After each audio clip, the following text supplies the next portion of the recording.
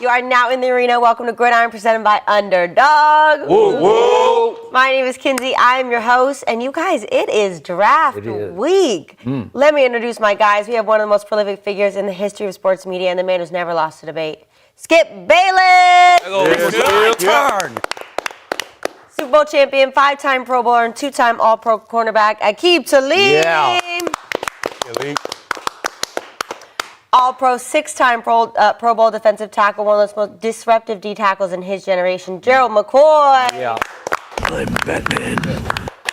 The king of quarterback breakdowns and top 5 passer in USC Trojan history, Cody Kessler. Yes, Cody. Yo, Cody. And because it's draft week, we wanted to bring back one of our guys who is actually one of the world's top draft experts. Welcome, Underdog's Hayden Wing. Hey. The notes, Yeah. you know what I'm saying? Yeah, I'm trying to be like Skip with all the notepads. I know. You better be. So it's an honor to be on this couch with these two draft legends. And quick story about this guy to my left. Cody Kessler went late third round 2016, but had been to the Senior Bowl with Jason Garrett, the Cowboy coach, and staff, and impressed them. I think it went well. Clicked. Had a good week. So theoretically, if the Browns hadn't taken you late third, Cowboys are sitting there in the 4th round, ready to take maybe you instead of Dak Prescott. Cody could have been Dak Prescott. You ever thought of that? Hey, Cody. You never know, you know what I'm saying? You just never know. Dak's my guy. You know what, Skip? I would have loved that. I will say this, though. There's been a lot of things said about Cleveland, but I am forever grateful for that. They took an opportunity or took a chance on me. I got drafted there, and I got to live out my dream of playing in the NFL. But, yeah, it would have been pretty cool to go to Dallas as well. I would have been just fine with that. And let me say this to Hayden. I've been doing this for a long time, and I cannot remember a draft more unpredictable through the first round than this one. It is all over the map, and crazy stuff is about to happen. The more I look at it, I think it's just going to be trade after trade after trade in the top 10 because no one has a good feel for what's going to happen. Yeah. Good. We do. There we go. I know, we're going to find out. But we had a busy weekend because even though it's off season, so much is going on, including the big Dexter Lawrence trade. We've been talking about forever what's going to happen, and we find out he's going to the Bengals. So we're going to talk about that and if they gave up too much to get him. And then, of course, obviously draft week, we're going to dive into that with Hayden. He has his whole mock draft, which has shifted since we spoke to you last. So I'm excited to hear about that. Mock draft 16.0. Every single day. Every day. And then Hayden's mock draft does not have the Cowboys trading up. So we got to get Skip's opinion about this because we went back and forth about this. But as always, you guys, this episode is presented by Underdog. Underdog's available in most states, including Texas, California, and Florida. New customers get $50 in bonus entries when they play. Just $5 to get started. Just use code GRID when you sign up, and it's going to load instantly. So Underdog, make picks, win money with code GRID. So no better way to celebrate draft week than I think we need to throw it back to our guys here on the couch. I'm going to start with Lieb over here because let's play a clip first. Let's give Lieb Who that, Tampa Bay? Hey. Look at him. Let's see what Gruden talking about, man. He told me, if you make it to me, we getting you.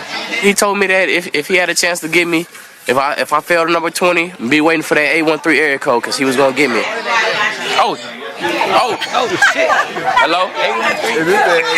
What's up, Coach? Hey, how you doing, man? I'm good, Coach. Just sitting here on the clock. I wanted to call you. You want to be a buck or not? You damn right I want to be a buck. Coach, I'm waiting. Let's go. You know you're my guy, right? Yes, sir.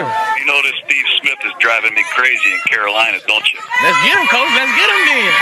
Let's make it happen, Coach. Well, I'm gonna try to talk our general manager into this, but you won't let me down, will you? No, sir. I think we're sending it right now, big boy. With the 20th pick in the 2008 NFL Draft, the Tampa Bay Buccaneers select Aqib Talib.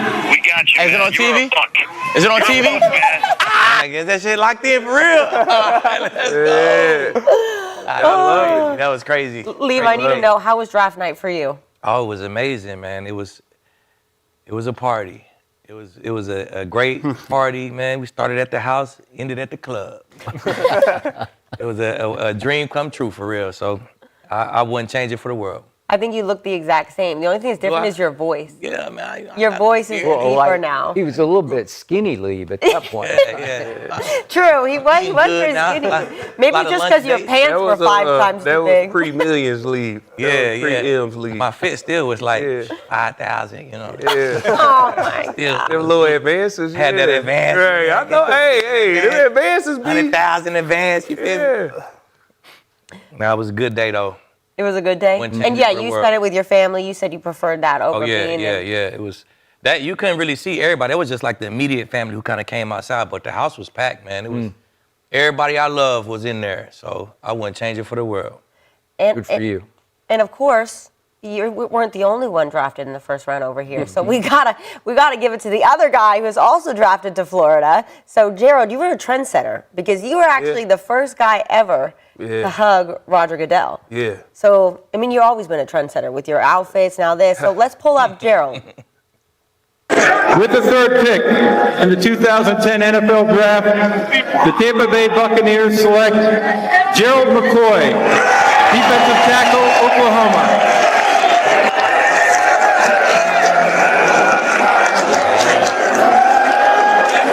I waited all 7 minutes.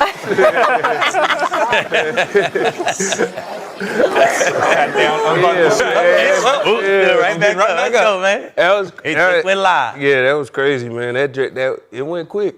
It went quick. A lot of people don't understand, man. That green room is nerve-wracking. Like, even if you, like the night before, my agent came and he kind of went down all the picks. He told everybody, boom, boom, boom, boom, boom. He didn't miss until like 13. He had them all down. But you never know.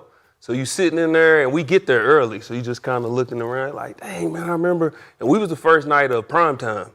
Because remember, it used to be Saturday morning, which is what I grew up watching, but this was just completely different. But you sit in there, and you just like, you know, and then Roger Goodell say the draft's officially open. As soon as he said that, Sam Bradford's phone rang. I'm like, dang, they don't waste no time. Yeah. But that hug, man, that's just me. Anybody been around me, y'all know it's just how I am. That's authentically me. Just Did you from Oklahoma, know we you were just going hugged. to be third? Did I know I was going to be third? Yeah. I was told the night before, but, you know, never you know. never know. You never know because You never know. Because Ozzy told me if I was there at 11, he was getting me at 11.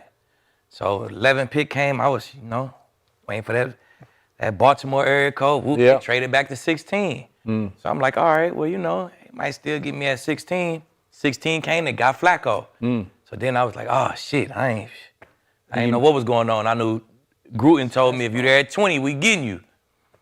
Then 20 came, I got that 813. But so, hey, they lied to you now. Yeah. Hey, But what you want to hear now? yeah, my draft visits, though, I will say this. I only visited the top 4 teams. So I didn't go anywhere else. So I was like, at least So you knew you were going to. one of these 4, we'll see what happens. Yeah. I visited That's on everybody but the confidence. Cowboys.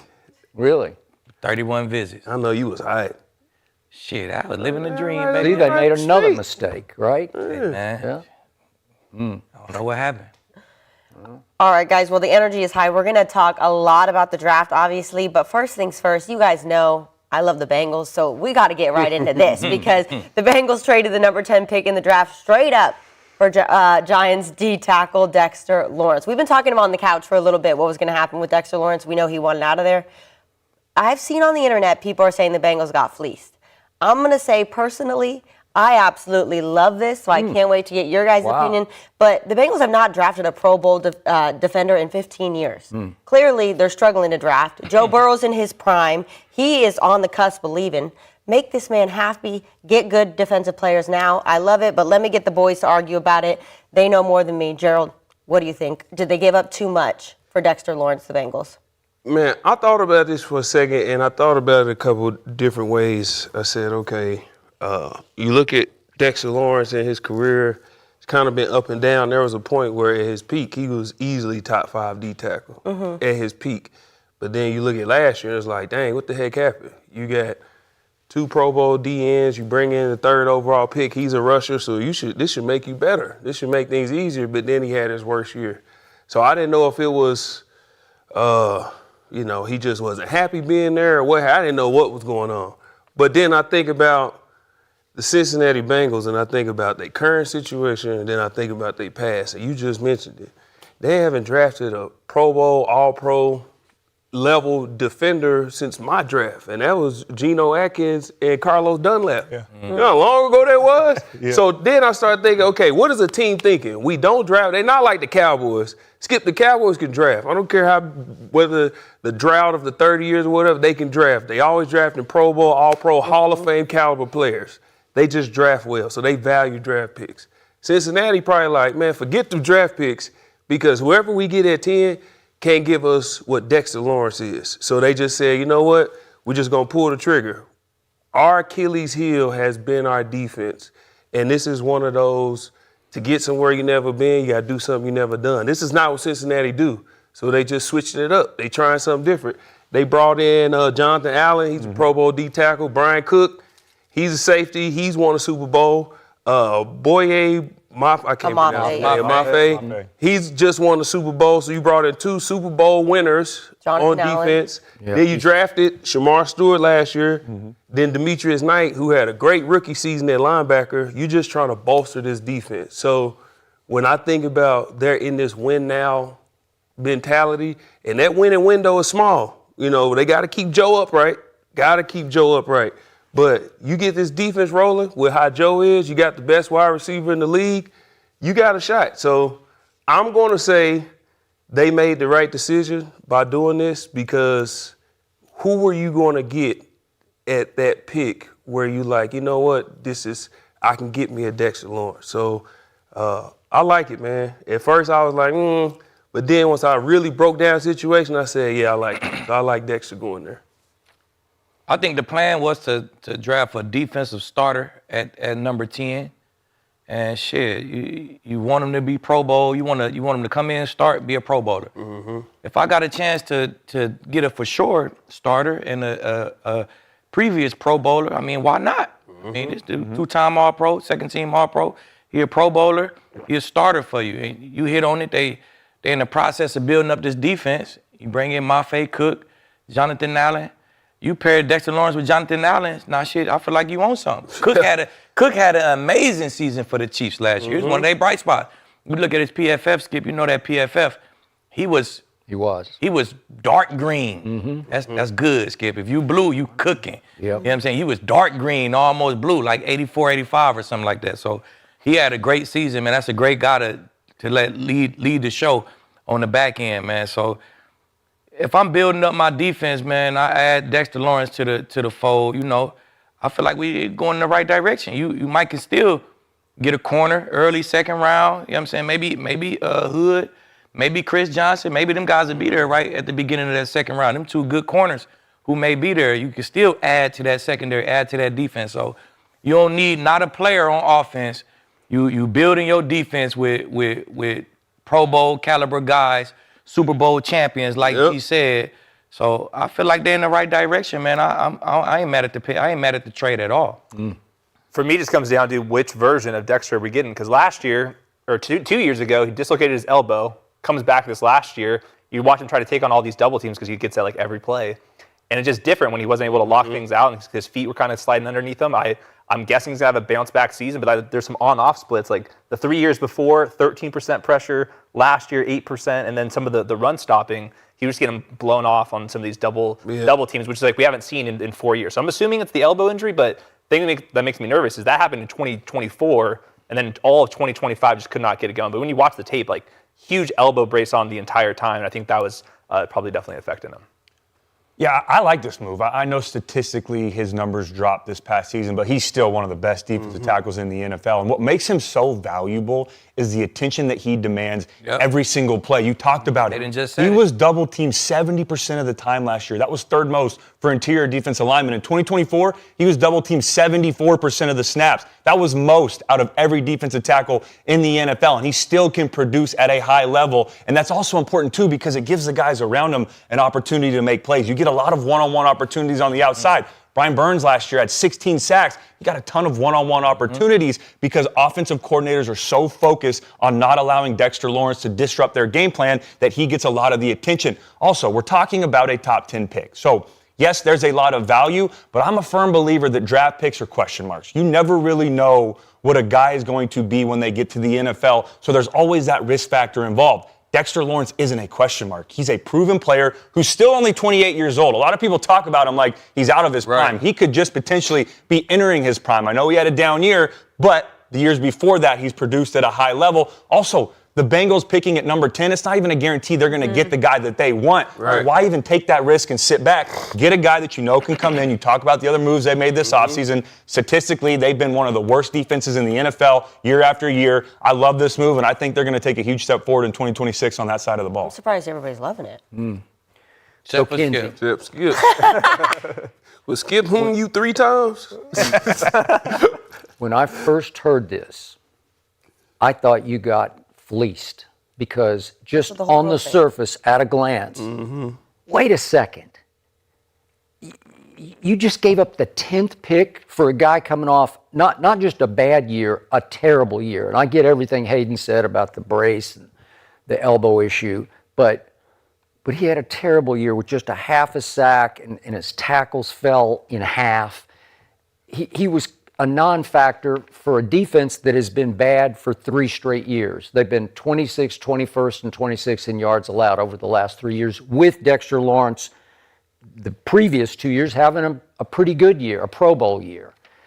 And now I'm saying Dexter Lawrence wants more money. He wants $30 million a year coming off that year for a bad defense surrounded by first-round picks. All around him were first-round picks. Brian Burns, Thibodeau, Abdul Carter. He's got first-rounders everywhere. So I'm saying, shouldn't that help him a little bit to have that kind of pass rush around him, even though Thibodeau hadn't lived up, and I'm not sure about Abdul Carter yet. Didn't see it last year. But Brian Burns had a monster year for them for, once again, a bad defense.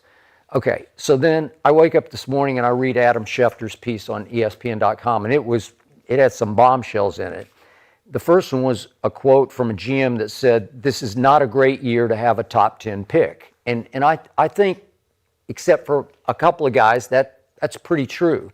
Another GM told Adam Schefter that the first half of round 1 is uninspiring this year.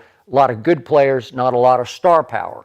Okay, so given that, I'm looking at the 10th pick as, okay, and you've been saying all along, well, you can get a very good player. Can you get a superstar at 10 or 9 or 8 or they've got 5 and 10 now? Can you get a superstar at 5?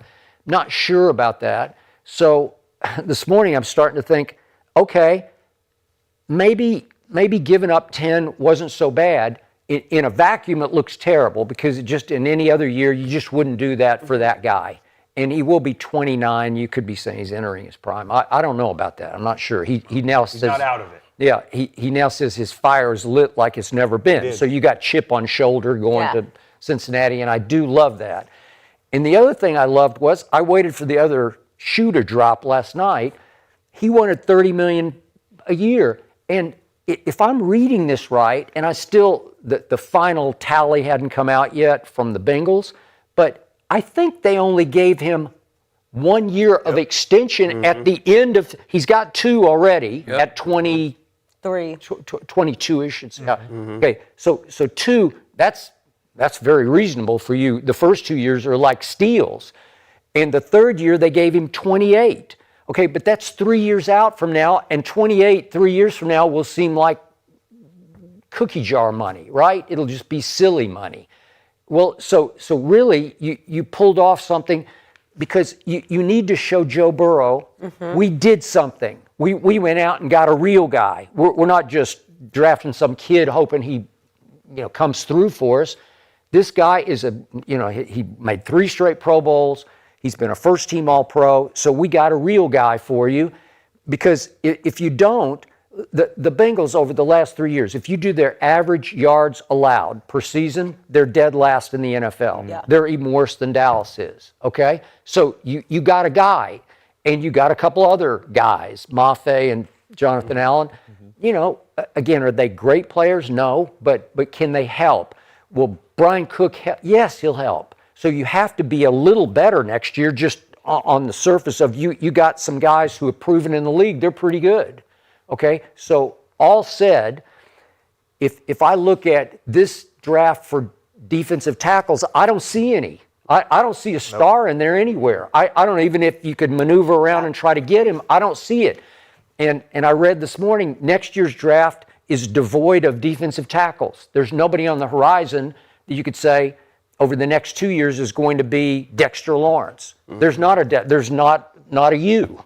Mm-hmm. Okay? So now it starts to make sense. The 10th pick in most years is pretty valuable. It's too valuable for Dexter Lawrence to me. I wouldn't do that until now. And circumstantially, within this year, I'm with the group that you pulled it off. I would say, go Bengals, go, because you got a real guy coming off a bad year who at least gives you hope for next year and makes Joe Burrow think, okay, now we got a shot. And this is the first time in franchise history that the Cincinnati Bengals have ever traded a pick just straight for a player number 10. And sometimes so it's it could be deceiving. Like, I ain't seen he had a good year, but if I get all the double teams, all the attention, and it's a guy on the end who come away, he's second in the league in sacks, I got something to do with that. Okay. Gotta say I got something to do with that.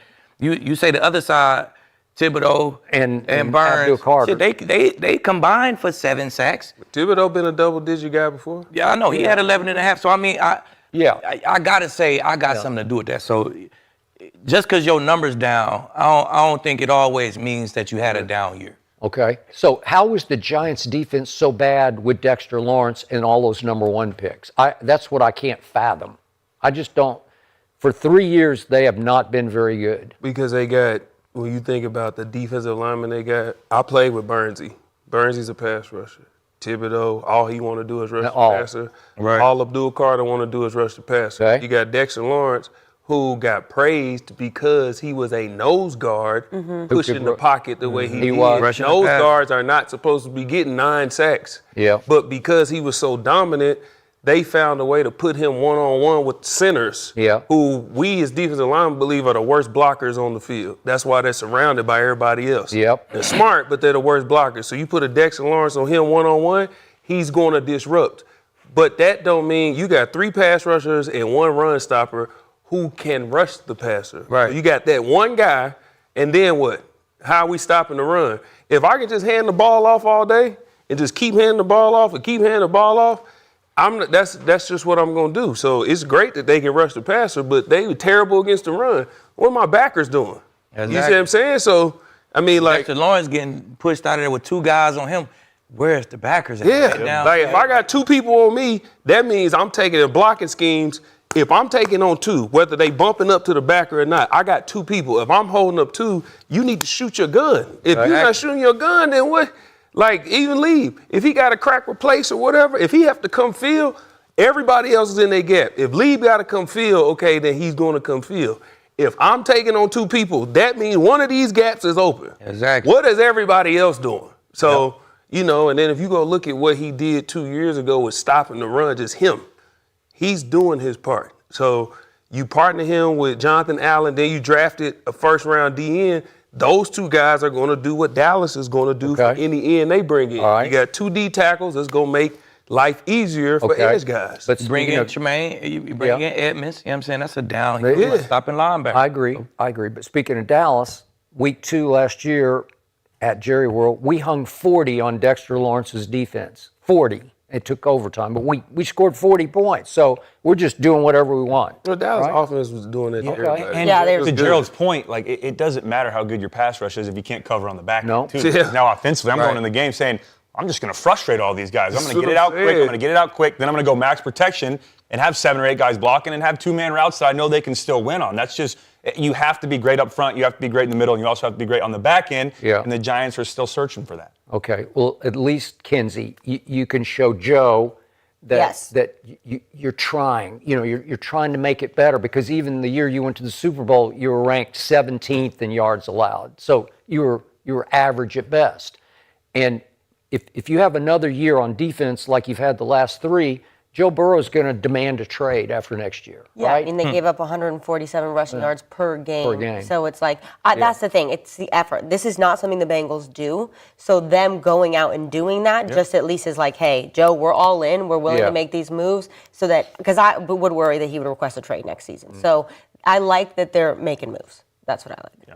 I agree. All right. Well, I was actually, that's shocking to me. I was not expecting that conversation to go that way. So great news.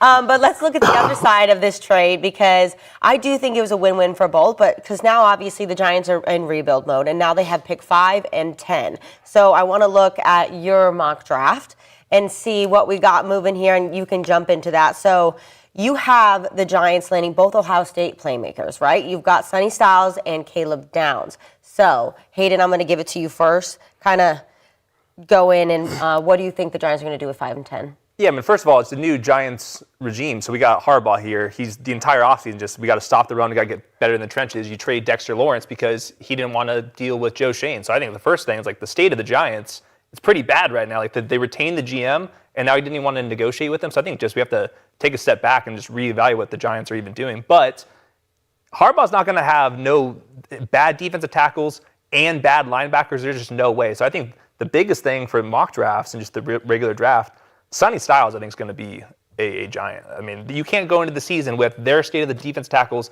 and the linebackers. So I think that Sonny Styles is the top choice at number 5 if he gets there. And then at 10th overall, they're hoping that Caleb Downs is going to get there. I think that's going to be the harder part here, because I think a bunch of teams, including your Cowboys, Skip, could trade up ahead of the Giants. But I just think they're not going to walk out of here without at least somebody to stop the run and somebody in the trenches. That's just what Harbaugh's DNA is, and I think that's how the draft kind of lines up for him. And Aqib, what do you think? I like this. I think that's ideal. If the Giants can do that, they can get Sonny Styles at 5, Caleb Downs at 10.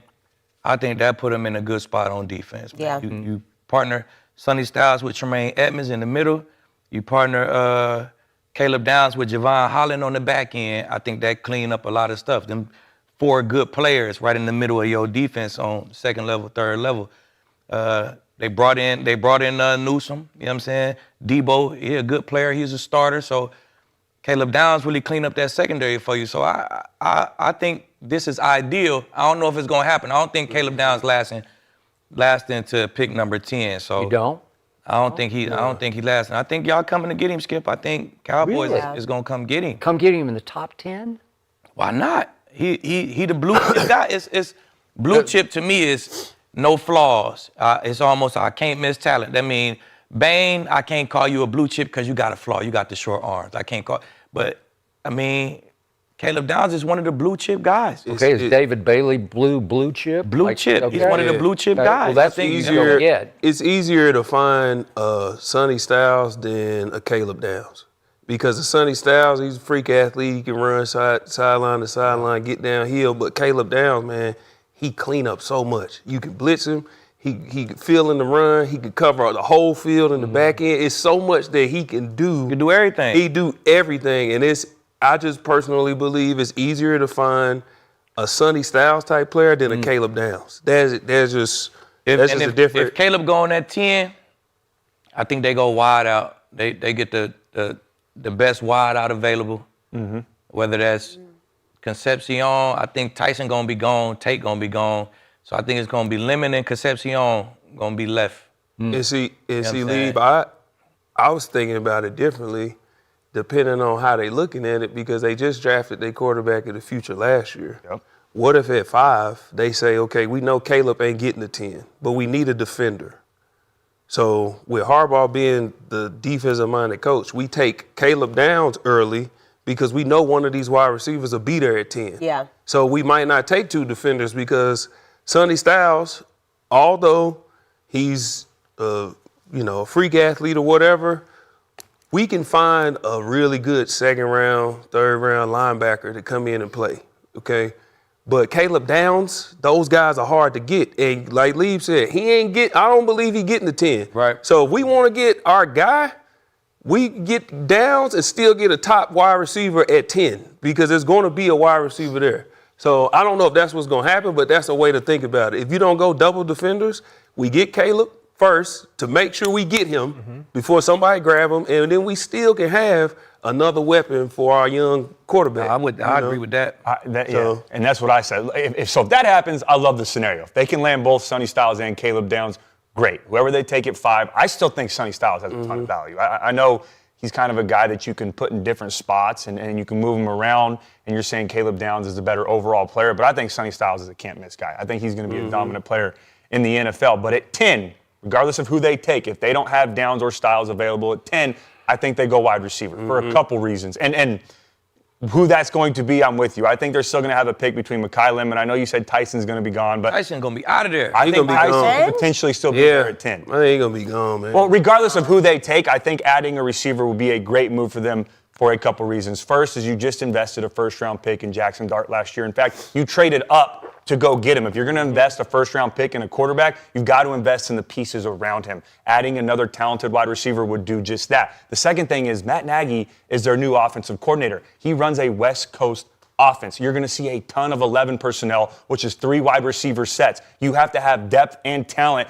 at wide receiver to maximize that offense. You can't just have a bunch of guys. You've got to have multiple playmakers, which leads me to my third point.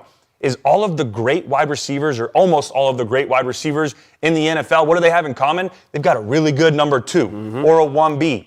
Justin Jefferson, Jordan Addison, A.J. Brown, Devontae Smith, CeeDee Lamb, and George Pickens, Puka Nacua, Devontae Adams. The list goes on and on. All these guys have a great supporting wide receiver around them to take some of those double teams off them and give them one-on-one opportunities. You just drafted Malik Neighbors in the first round a couple years ago. Add another premier playmaker opposite of him, help out your offense, and then maximize the potential that you can have under Matt Nagy and help your young quarterback in Jackson Dart. Yeah.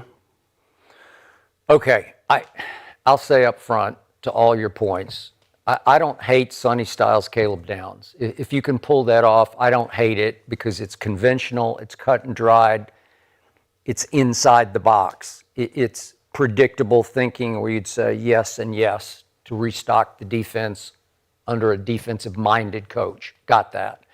But this is just me. If that GM is right in Adam Schefter's piece on ESPN.com this morning, not a great year to have a top 10 pick. If that's correct, you know what I would do? I'd go outside the box. This is just me, but I think this way. I would shoot the moon on this one. I would take 5 and 10, because I'm going to remind you, 2022, the Giants had 5 and 7, and it didn't turn out so well. Yeah. Thibodeau and Evan Neal, Yeah. right? Okay, so I would take 5 and 10, and I think you're going to have to go to 3, because I think Jeremiah Love is going to go 3. I just think Arizona's sitting on him. Okay? And this is what I'd do. I'd take 5 and 10 and I'd go get Jeremiah Love because I'd say, I got the best player in the draft. I've got a guy who at his position everybody believes is better than even Fernando Mendoza is at his position. Just if you're going, how great are you at your position? Even though quarterback's obviously a little more valuable than running back. But if I get that running back who can also play receiver for me and be an ultimate two-way playmaker at 2 positions, then I've got Jackson Dart and I got Malik Neighbors and I got Scatterboo to do the dirty work for me, to do the short yardage stuff and the goal line and all that. I got that. And I can pair him and Jeremiah Love. And now New York could go crazy over that. You'd own the city off that. Where all of a sudden, that's a move wherever it's a wow factor move that ignites your whole football team because you got the quote unquote best player in the draft. That's what I would do given where do I like Sonny? Yeah, I like him a lot. But you said, are you sure? You know, like is he a superstar difference maker? Are you sure about that? I think he is a great player to draft at 5. I just wouldn't trade my first and second. I wouldn't trade up to come get him. That was my point. Yeah. I think he's gonna be a damn good starting interior linebacker. And if they did come up and get Love and their offense is solid, if you 31st in run defense again, No, I got then it. you're just not gonna be a good Yeah. football team. You know what I'm saying? So that's what I'm trying to do. I can't be 31st in run defense. How can I fix that? Yeah. Draft them 2 motherfuckers right there. You won't be 31st in run defense with the pieces that you added already. And they just gave up Dexter Lawrence. They just got rid of their It's getting worse. Yeah. like that. You can't give up. I think at least one of those picks have to go to defense. I think you sit there and take Styles at 5 and then hope that you get Downs at 10. If you don't, then you address wide receiver. But I think giving up both those picks to go get a running back who is, I think, the best player in this draft is just not what the Giants need to do. In theory, it sounds great for a lot of teams, but you've got to look at it situationally, like what's best for them. Okay, I got don't it. think that would be the best for them. Okay, but is Jeremiah Love a life changer? Is he like that Did he guy? change life for Notre Dame? And Scadabo's pretty good. Like I think like Scadabo's Yeah. passes the test to me. I know he's coming off I a just crazy I injury. just don't know but- how long he's going to last playing like that. But I did he just don't- change life for Notre Dame? He will for Arizona. He ruined Trojan's life. I mean, Yeah, he but did. Both of the backs. I'll tell you that much. Both Yeah, of them. him and Price. I'm not trading my 5 and 10 for him. No. I mean, Not did for he AJ change life previously. for Notre Dame? Did they go to the playoffs? They should have, to- but they didn't. But did they? They did not. Wait, that life was not changed at Notre Dame. Yeah. So I mean, I mean, they here- went to just the, look at- they went to but the if national you- championship the year before last. But if you look at, I'm telling you, man. who you was look at- Indiana running back? Like, running back is that position, man. I don't need the best player.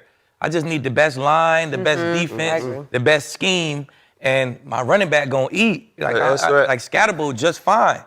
So I telling you, don't know. man.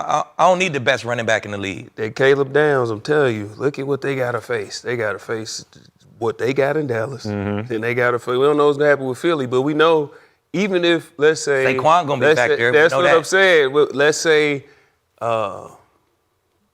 they do trade one of the wide receivers. They still got a guy that can take the top off the defense. Yeah. You know what I'm saying? Like Washington got a guy that can take the top off the defense. Like these are things you got to think about when you draft it.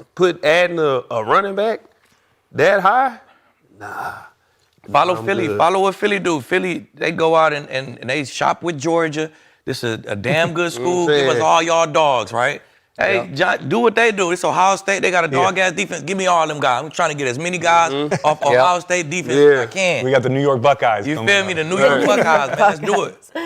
All right, okay, another thing I want to talk to you, Hayden, about is because you've stood firm now on Arvell Reese going to the Jets over David Bailey. And on this couch, that's an unpopular opinion. It is. Right? So I want you to defend that pick. Why do you have Arvell Reese going over David Bailey? Well, I was going to say, yeah, you guys gave me a hard time on this, went back, watched both of them, and I'm doubling down on it. I think that Arvell Reese is just a total playmaker in both ways. I think he could eventually be an edge rusher, but I think I would just copy what Matt Patricia did, which was walk him up to the line of scrimmage. He can set the edge. He's got crazy powerful hands. He can obviously be a blitzer. He was a spy. He was a chase down guy in screens. There's one play against Michigan where he's just mirroring the linebacker out in space so he can move laterally. And he's got the right size, 4.46 in the 40-yard dash. And I just think he's a better fit for the Jets, where he can learn from Demario Davis for a year. He doesn't have to be the green dot. Can line up right next to him. Their other backer's only 215 pounds. They can't stop the run. He's going to be able to do that. And then I think he's going to be the next Zach Bond. I was looking at Zach Bond, what a huge impact he has.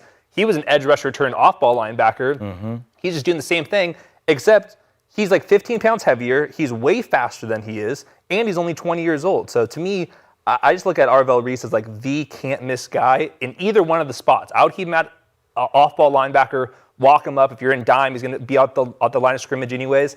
You can just do so much with him, and I don't think it takes that much imagination for just like download what Ohio State did and do the same exact thing. So I like David Bailey. He's obviously got that crazy burst, but you already got Will McDonald there. The linebacker spot long-term for the Jets is just totally bleak. And if Arvell Reese needs to be on the line of scrimmage from a year from now, if he's going to be at 255 pounds instead of 243, I'm cool with that. I just think that he's just the guy in this class. And you watch like the Penn State game, just like blowing everybody up. So he's fast and physical. I think he's going to be the best linebacker in the NFL here. So you think he is the best off-ball linebacker in the draft?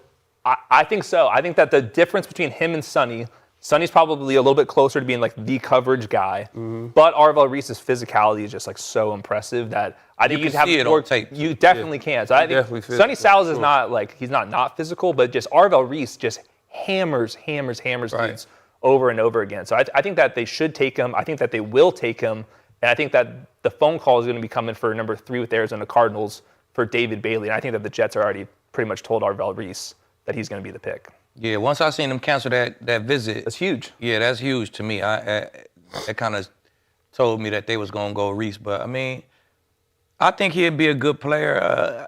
I don't know about off-the-ball linebacker. How I see Ohio State use him, he almost looked like how they use Parsons to me. Like, you know what I'm saying? They line him up in the middle and let him rush right there, line him up. Blitz here. But I think it's more on the line of scrimmage. I don't really like him dropping and covering. I don't really see that in him. I see just downhill disruption. You know what I'm saying? But I think you could be a damn good Michael Parsons if they did draft him. So I think you can't go wrong. But if it's me, I'm going with the guy who been playing this position The position got a name. It ain't like a joker or you know what I'm saying? The position got a name. It's called the edge. And you've been playing it since high school, and you've been dominating that shit, getting better and better every year.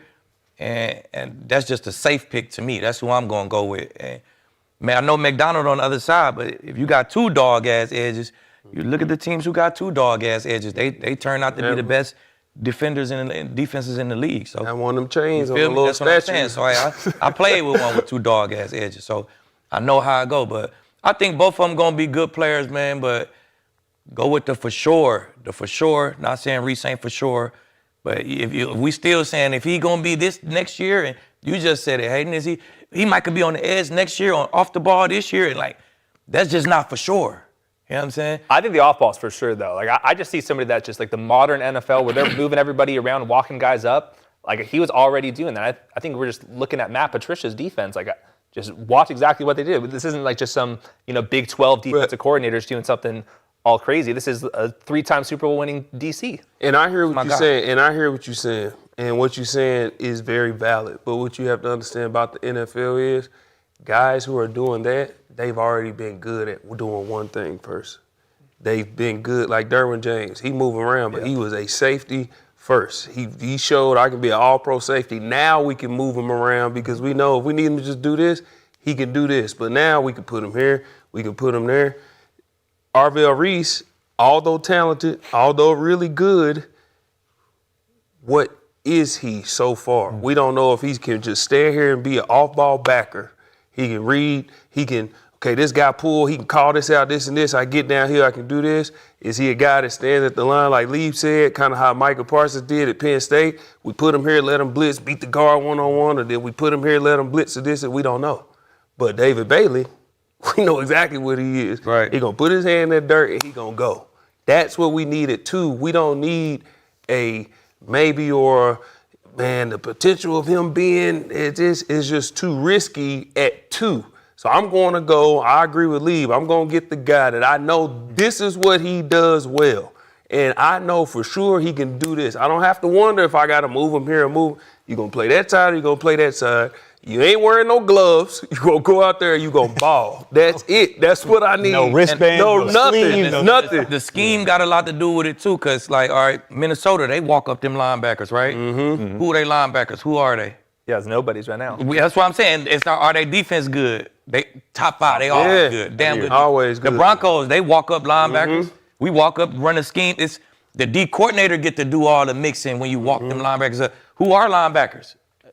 Stranad and Single, like I know who they is, but the general population, they probably don't know our linebacker. And we the best defense in the league. That's what I'm saying. So the defense, the second best. Well, you know, okay. Skip, you know, we can go there. Yeah. But my point is, man, when you run that style of defense, a lot more teams gonna start running that defense because it's hard to figure out who coming, who going, and that's the defensive coordinator putting his imprint on it. Right. That's Vance Joseph and B Flo putting their imprint on the game. Like I could mix up your protection without having a star at linebacker. So they still could, if the Jets want to run that defense with a dog-ass edge. But I don't need to know who your name. You don't need name brand linebackers to run that defense. You know what you do know is who's the guy at corner? Pat Surtain. Exactly. Who's the guy at D tackle? We know Bo Allen. We know them. Because you gonna run a lot of man. We gonna do all this stuff, but them guys we need to be specialists. This is what I need Bo Allen doing. He's doing it. This is what I need Pat Surtain doing it. He's doing it. This is what Nick Bonito. They got the little freshman. That's what I'm saying. Nick Bonito. He in and he getting busy. This is what we need. And all the rest of that we can, like Arvell Reese, man, I'm telling you, when he said, what really just kind of did it for me is when he said, shoot, I wasn't really even getting coached at edge. I kind of was just making it up. I can't take that at 2. I can't because he's still working. I think adding some salt. But I think it says like he was still working. He didn't even know what he was doing. That's how physically gifted he is. Yeah, but David Bailey, a dog, though. I'm telling you, Arvell Reese is a dog, but it's too. I don't know. Yeah. I don't know, but David Bailey. Question mark. Yeah. So I really like Arvell Reese. I think he's going to be a phenomenal player at the next level. But I'm with these guys. The biggest question is where exactly is he going to play? Because if you look at the numbers, he played 327 snaps. As an edge defender, he played 286 snaps as a linebacker in the box. And I'm not saying it's a bad thing to be a positionless player like Reese is, because now you have versatility.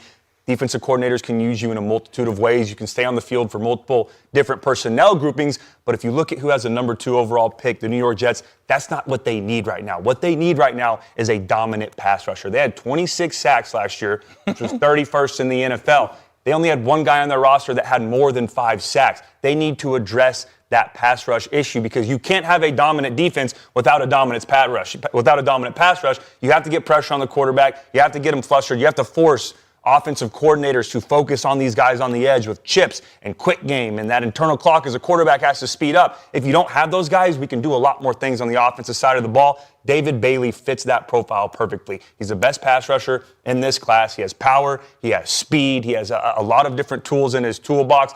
I love his get off, too. He puts so much pressure on an offensive tackle very quickly, doesn't allow them to get their hands on him, and he also has the production to back it up. 14.5 sacks, which led the country last year in college, and he's also second in tackles for loss, so he can do it both in the pass game and in the run game. Because of those factors, as much as I like Reese, I still think the Jets would be better off taking David Bayless at number 2. They had 26 sacks. 26 Myles sacks. Garrett had 23. Yeah, that was 31st. 31st. Broncos had 60-something.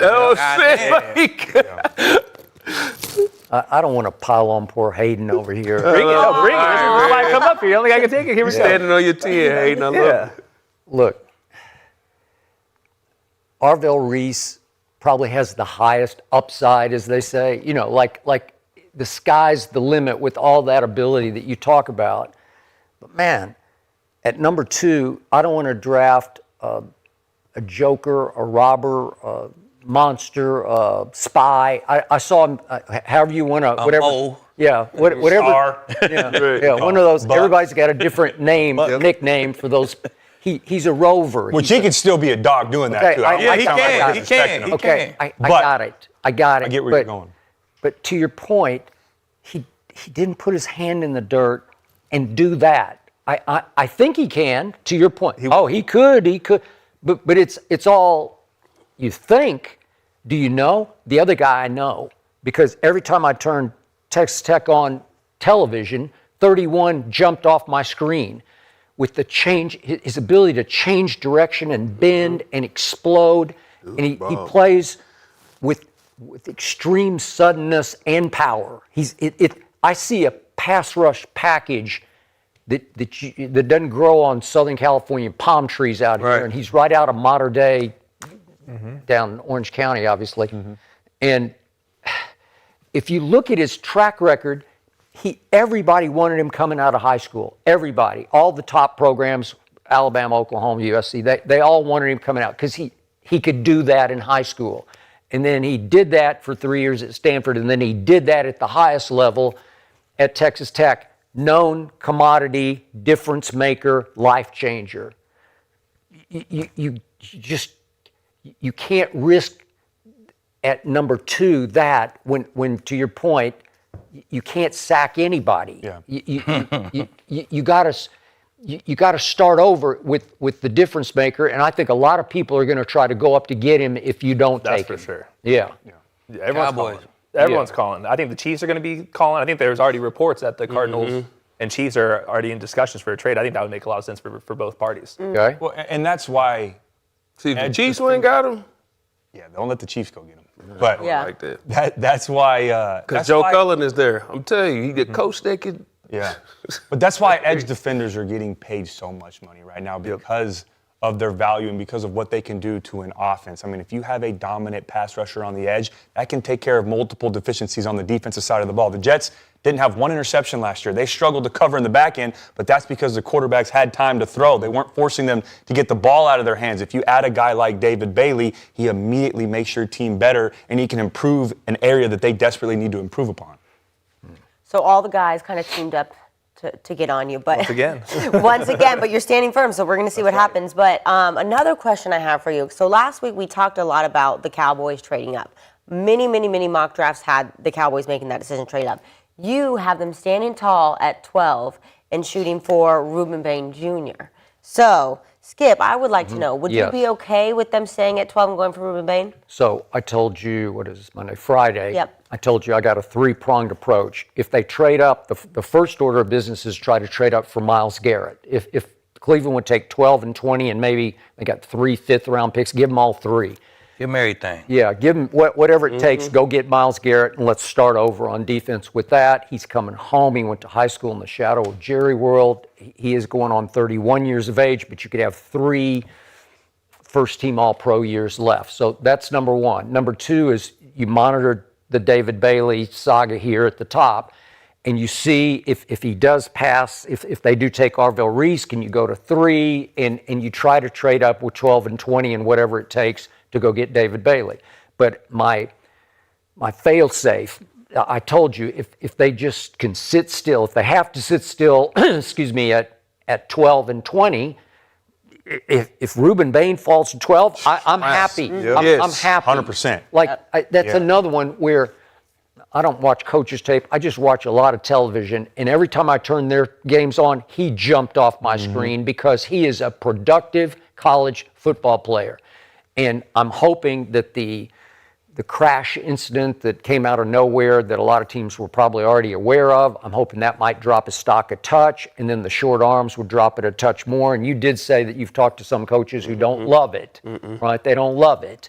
But I just love productivity, and I love his base because he's got low leverage to me, and it looks like he can set the edge. He just looks like he was a grown man on the edge where you couldn't run on him, and he could come and get your quarterback. So would I take it at 12 and then get my DB at 20? Yes, I would be happy with that. I would be much happier with Myles Garrett or David Bailey, but still, thank you for at least suggesting that was a possibility. Yeah. I think what would help them would be if the Cardinals did go up for Bailey, because I think the Cardinals want an offensive tackle and then Ty Simpson or something like that. And I think that's how you can get Ruben Bain to fall. If the Ruben Bain's there for the Chiefs at 9, I think that would be pretty bad. But I think that Ruben Bain's even better than David Bailey. Like, I don't know why Ruben Bain's all of a sudden outside of the top couple picks here. I think you mentioned it. His ability to just like dip under and like use like the short arms. He's got low leverage. He just got low leverage, lots of power, but he doesn't like bull rushing power. He's like, it's hard to move him because he's so dense. And I think that his pass rush moves, swipes, chops, all that type of stuff was really, really high level. I thought that his run defense versus Bailey is like night and day. I think that's the one thing about the Jets. You got McDonald and then David Bailey is your top edge rushers, and all of a sudden like you're just gonna get run on because neither one of these guys are plus run defenders. So I hope they get Ruben Bain at 12. I'm not sure if they're actually going to be able to do that, but that's why mock drafts exist. Why are you dropping? Because of the arms and the incident?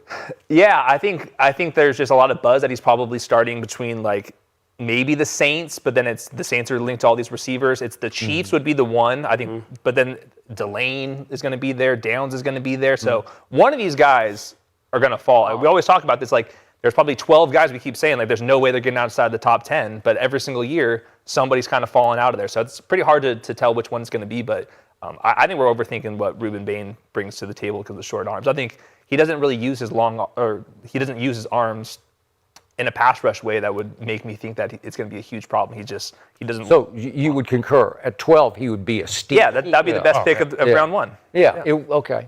I'll take that. Heck yeah. Yeah, y'all already said it. You said it. This is not one of them drafts where you trade up and go. You know what I'm saying? Like this is just not one of those drafts. So if I'm at 12 and I can get Ruben Bain, thank you. Yeah, thank you. And you can get another DB at 20. Yeah. Yes, absolutely. I'm sitting right here taking him, get another guy, I'm good to go. And he BT Jordan, who just started coaching at Dallas, he been coaching Ruben Bain.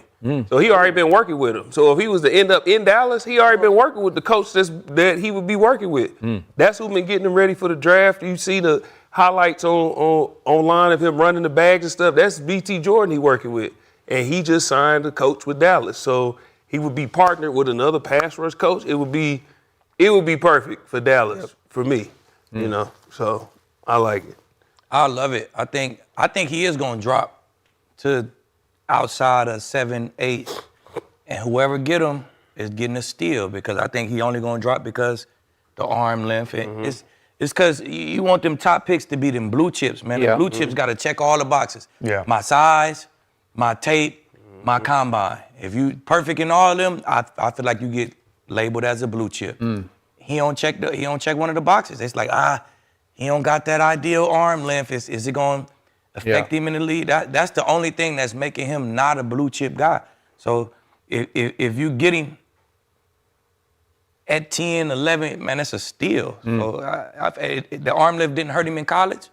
Shit, I don't think it's gonna hurt him in the league. You know what I'm saying? So it is what it is, man. I think Dallas sit there at 12. If they fall into a guy like Ruben Bain, they get a steal, man. Yeah, but sitting still is not Jerry's strong suit, especially when the world expects him to trade. So it would have to happen by accident, where Jerry tried and tried to trade up and it just didn't click and connect. Yeah. And he got stuck at 12, and all of a sudden he said, "Oh my God, we just look who fell into our lap." So if the Cowboys can stay at 12 and get Ruben Bain while also keeping their other first-round pick, I think they could potentially win on Thursday night. That would be the best or the best outcome for them.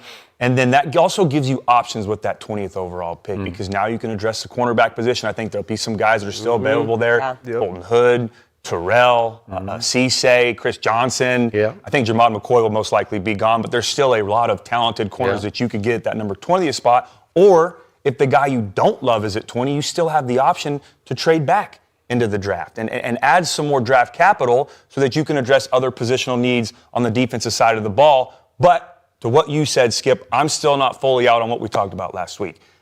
I wouldn't be surprised if the Cowboys make a move and trade up in this draft. If there's a guy they think defensively, like a Caleb Downs, like a Sonny Styles, that they think could change their franchise that won't be available at 12, then I say make the move, go up and go get him. Because now you would have to give up your 12th and your 20th pick, but then you would add a day one starter with a top 6 or 7 pick, and then you most likely would get a early second-round pick in return from the team that you traded with. And last week I talked about this. In this draft class, the value from number 20 to 35 to 40 is not much different. I think you can still get a very good player at 35 to 40 that could be a day one starter, giving up your 20th overall pick. So I think the Cowboys have options. It's just going to – and they have a lot of power in this draft, too, with those 2 first-round picks. But it's going to come down to if Jerry Jones and Stephen Jones can capitalize on this opportunity and make the right decisions for the Cowboys. All right, there we have it. Well, let's move on then. So last time you were here, let's talk about the quarterback situation, because we know there's not a lot going on in round 1. But last time you were here, you did not have Ty Simpson going in round 1. But things have changed, right? So in this scenario that you have above, you have the Cardinals trade back up into the first round to take Alabama quarterback. And then, so I just want to know, what was your thought process on this? Obviously, you changed it. Your opinion wasn't that they were going to take him. Now it is. What was your... Yeah, I don't think they should take him. It's just everything that I read about the Cardinals is that the owner is involved now. And I think that's why we're hearing the Jeremiah Love stuff, because that's going to help sell tickets. And I think Ty Simpson would help them sell tickets for the next couple of years as well. So that's why I think, I mean, I'm not the one buying the tickets.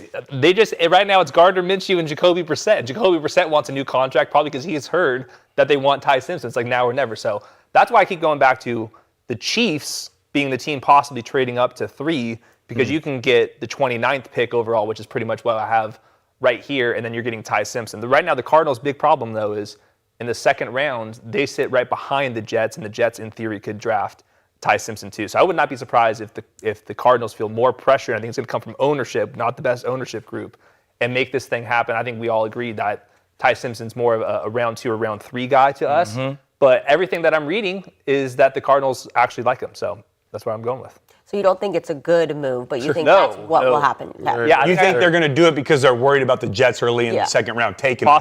They're going to panic and try to jump up. Yes, and I think that they probably like David Bailey or Arvell Reese, but I think in a perfect world, you trade down, you get one of the right tackles, because they don't have a right tackle right now. Fanu, Mawanoa, or one of the other guys, and then you go with Ty Simpson later on. I mean, that's probably how they're thinking. Like, would you rather have David Bailey, or would you rather do right tackle quarterback? So I think that's like the hard part with the Arizona Cardinals right now. With the quarterback class 2027, I don't think no team is going to reach, no quarterback needy team, Cardinals, Jets. I don't think they're going to reach and trade some picks to come get a quarterback in this draft, because it's just not a quarterback draft. Yep. I think honestly, the Jets ain't even trying to win no games this year. They trying to do this. Let's get our team ready for this, whatever quarterback we going to get next year. You know what I'm saying? Probably the same with the Cardinals. They getting their team ready for whatever quarterback they trying to go get out of that quarterback-heavy draft class of next year. You know what I'm saying? So I don't think nobody going, if I got a second-round pick, I need that second-round pick. That could be a guy for me. I don't like none of the quarterback needy teams to trade back in the first round and give up my second and to do all that for Ty. He just ain't really do it for me. You know what I'm saying? He ain't get Alabama. Them good quarterbacks at Alabama, they get Alabama over the top. He ain't really get them over the top, man. You 500 in your big games. That's the Indianas and the OUs. He had like 100 yards in the Rose Bowl. It's bad. It was bad. Like, Less. it just don't jump. It might have been less. It was 67, yeah. 60-something yards. Yeah. LSU game, Auburn, you look at all his big games, he 500 or below 500 in those games, man. So, I don't know. It ain't do it for me. I don't see a team trading back up in the first round to get him with the quarterback class that's coming next year. I agree, first off. But I'm going to say this again. Jeremiah Love, at 3, that you bolster your offense. If you going to do that, you get Jeremiah Love at 3. That's the only reason you do something like this. You still got, I've been saying you can get Juwan Taylor at right tackle. You can go get him, just sign him. He got released by the Chiefs. He's been released by multiple teams. You go get him. You ain't got to overpay him. Then you could get a right tackle. Jeremiah Love at 3, if you're going to do this. Because if you look at where he would sit right now or where they sit regardless, if he's there or if he's not there, you got the 4th best team in the division. You got the 4th best starting quarterback in the division. You got to try and keep up offensively. So why not go get Jeremiah Love if you're going to do this? I don't know why they would go do this. You know, like He's it's not just better than Brissett. he not. I mean, like that's this. You're not. If you do this and miss, you just set your organization back even further than they already set back. So that's not the Ty Simpson. That's not the move. Like He gonna go in the middle of the second or third round. And Cody, can you answer this? What are the other quarterback people saying? What are they seeing where they're feeling like can be a guy or that he's better He just than got Mendoza? the same agent and shit as him. They just Because I'm just like, what? I'm like, what are y'all talking about? I'll These say this. throws and these. I'll say this, and I haven't got a chance to really talk about Ty Simpson on the show. The reason I think there's no true consensus right now with Ty Simpson when you talk to everybody and why no one really knows where he's going to go in this draft is because I think there's a pretty significant gap between how high his ceiling can be and how low his floor can be when he gets in the NFL, and no one really knows what direction he's going to get or what direction he's going to go when he gets in the NFL, because when you watch the tape, there are a lot of things that I really like, but there's also a lot of things that are a cause for concern. But I'll start with the positives. I think he's got a solid arm and a quick release. He's got a repeatable motion that helps him with his accuracy. He doesn't have the strongest arm in the world, but it is strong enough to make every throw that you need him to make on the field. I think he's really good short to intermediate. I think he could work on some of his deeper throws down the field. The other thing that he does really good job of is processing a defense. I think his read pre-snap and post-snap, he processes at a high level. He knows where to go with the football majority of the time, and he also knows how to move around in the pocket. He doesn't panic when there's pressure in his face. He doesn't panic when there's a free rusher. He can slide over, step up, keep a strong base, and deliver an accurate throw. He's also more athletic, I think, than people give him credit for. He's not going to come out and be a dual-threat guy, but he can run around, he can throw on the run, he can take off and pick up a 3rd and 5 with his legs if he needs to. But the thing that really makes him an NFL caliber quarterback are 2 things. One is the way that he can identify a defense with his calls, with his protection calls, meaning they asked a lot of him at Alabama where he's going to ID the mic, and then I can re-ID the protection to put myself in the best position so I know I'm good to go, and then I'm also going to react to some of the hots as well. And he also does a good job of going through progression. If 1 and 2 isn't there, he doesn't panic. He'll reset and get back to his backside reads. Not a lot of guys in college can do that. They go from 1 to 2 to take off and run and try to improvise. He can go through progressions. But when you look at some of the negative things, and I think that are worrisome about Ty Simpson, the first is I think there's too many times on tape where he tries to do too much. I've always said this, where you need to know the difference of when it's time to be Superman and make the big time play, but also when it's time to be Clark Kent, check it down, throw it away, and move on. Now, Alabama was 125th in rushing offense last year, so it felt like Simpson had to do it all himself. So I think a lot of that was him trying to force some things, but you still got to protect the football. But the biggest concern with Ty Simpson is the lack of experience, because he only has 15 starts in his career, and he only has 1 full year of being a starting quarterback. NFL teams want to see what that jump looks like from 1 year to the next. They don't have that information with Ty Simpson. They want to know if you can go in the offseason and self-scout and take that step forward, or if you're going to make the same mistakes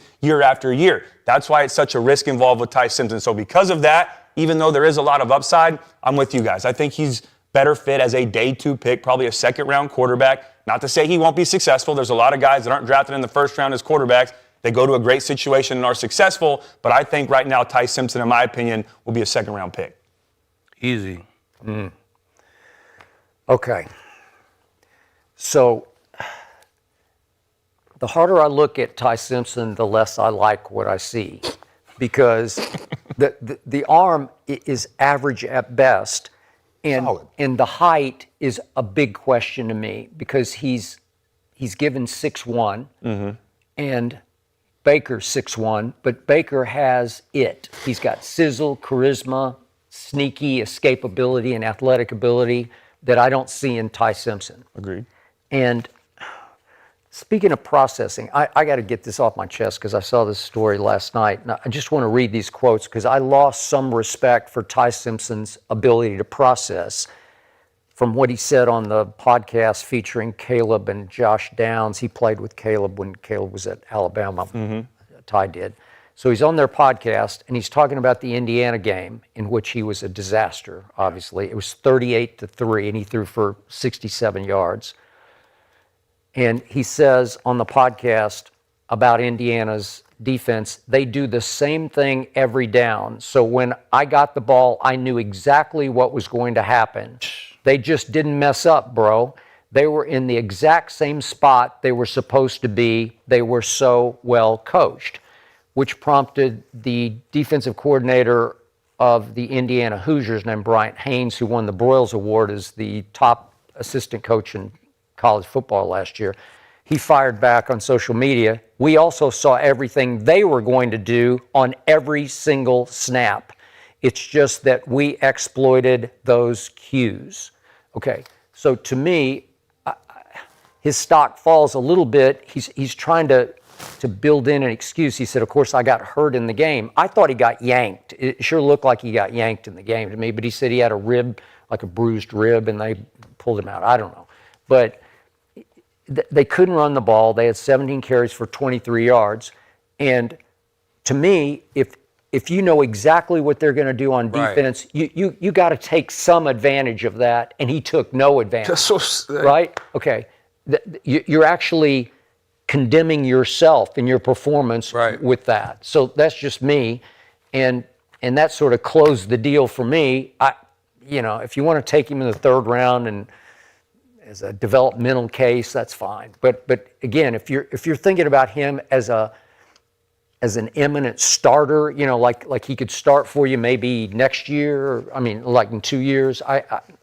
To me, if you don't like a quarterback enough to take him high in the draft, don't take him. Well, and that's the thing that bothers me. I feel like so many GMs feel like we need a quarterback, so let's just take the next best available quarterback. Man. You don't have to do that because Gerald's point, if you make the wrong decision at quarterback, especially in the first round, you could set your franchise back for at minimum 5 years. And now you're in a terrible position, and you're right back drafting a quarterback again in the next couple of years, and you're not addressing other needs that you have on your team. And I hear you, Skip. I think to that point what he was saying was more of a testament to Indiana, not necessarily a knock on himself. He was just giving them credit. He made a mistake and knocked himself. But to Indiana's point, Alabama couldn't run the football. They were 125th in rushing. Obviously, they knew what they were going to do. We got to stop Ty Simpson in this pass game, stop Bernard, stop Williams, and we win this game. And that's exactly what they did. They got pressure on him. They got him flustered. And I'm with you. I thought he looked great early on in the season.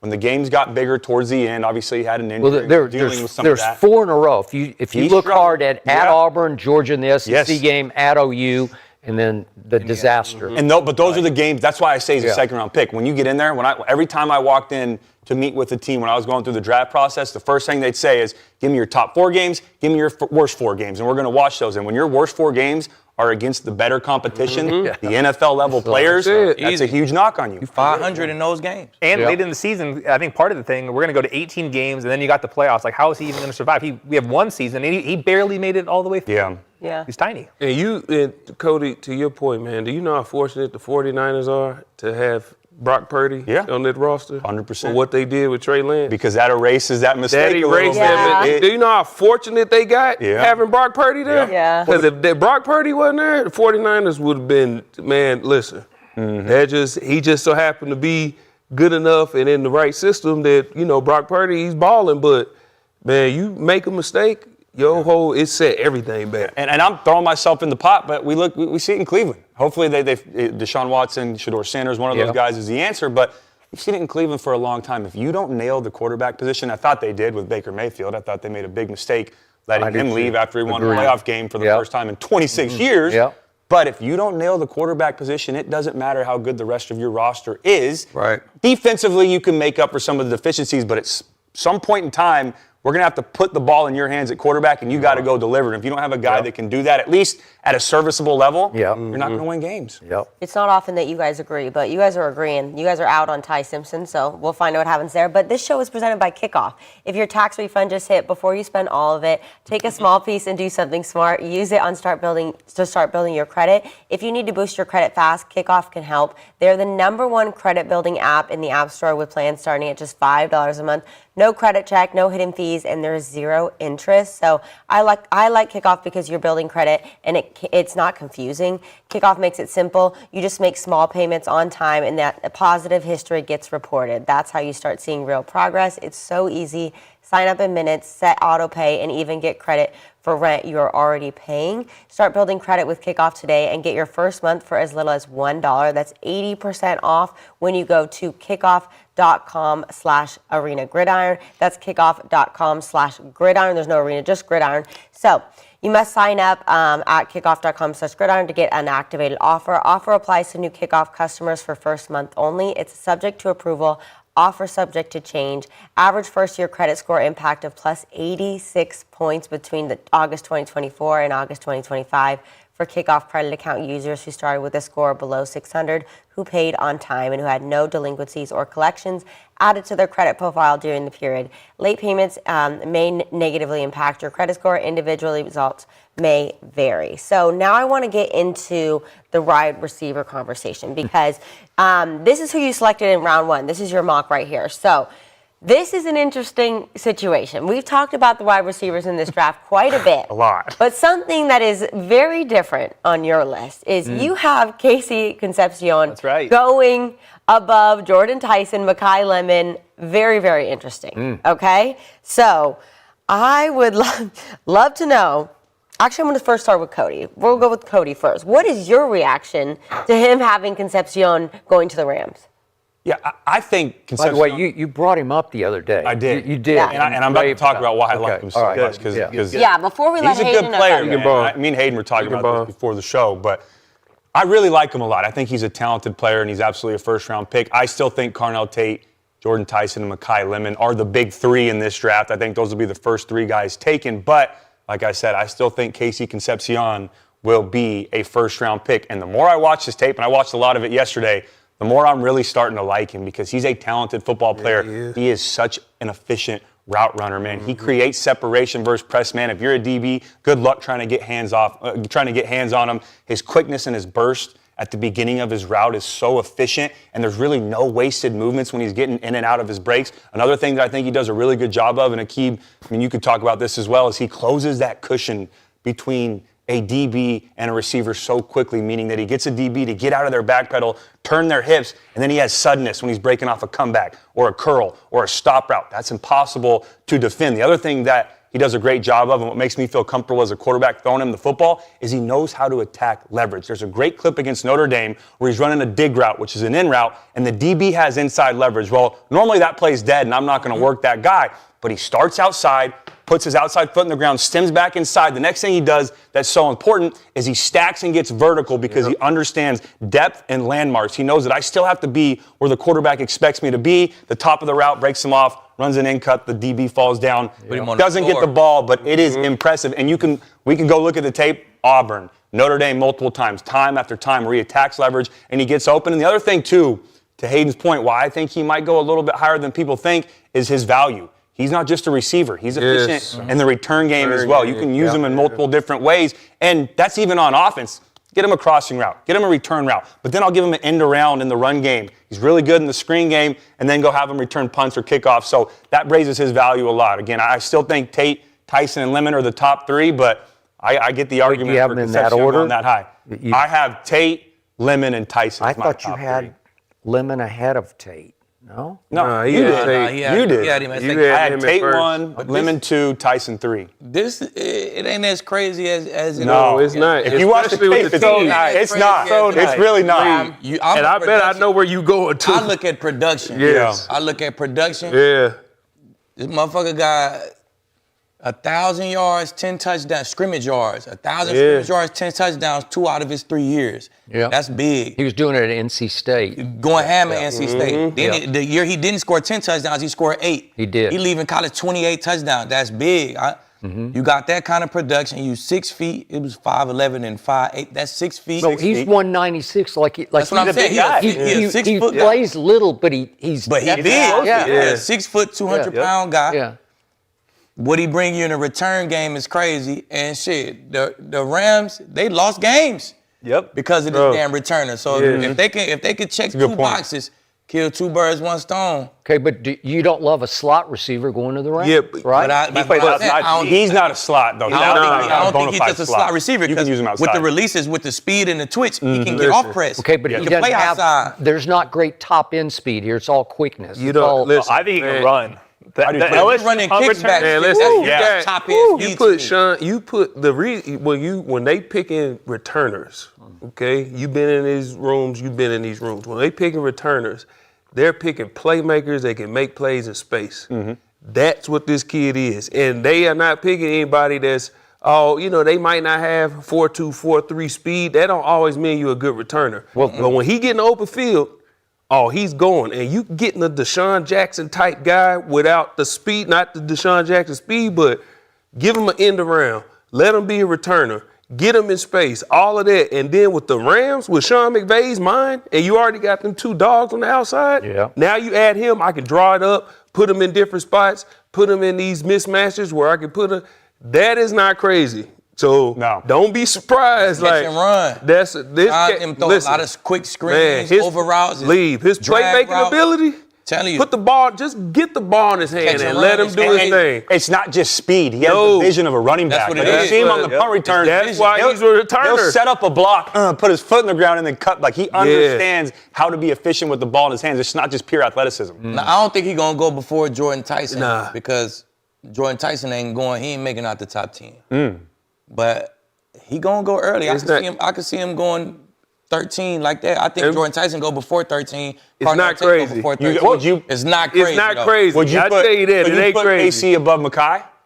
Yes. Really? Yes. Man, I'm not on that yet. I am. I'm just not in love with Mekhi Lemon. I You know what am. I'm saying? I'm putting him above So McCoy. I might yes. put him above him too. Just he. Okay. They both could return, But I was about to say, they it's almost like you're comparing similar type of players. right. But one of them just size. 6 feet.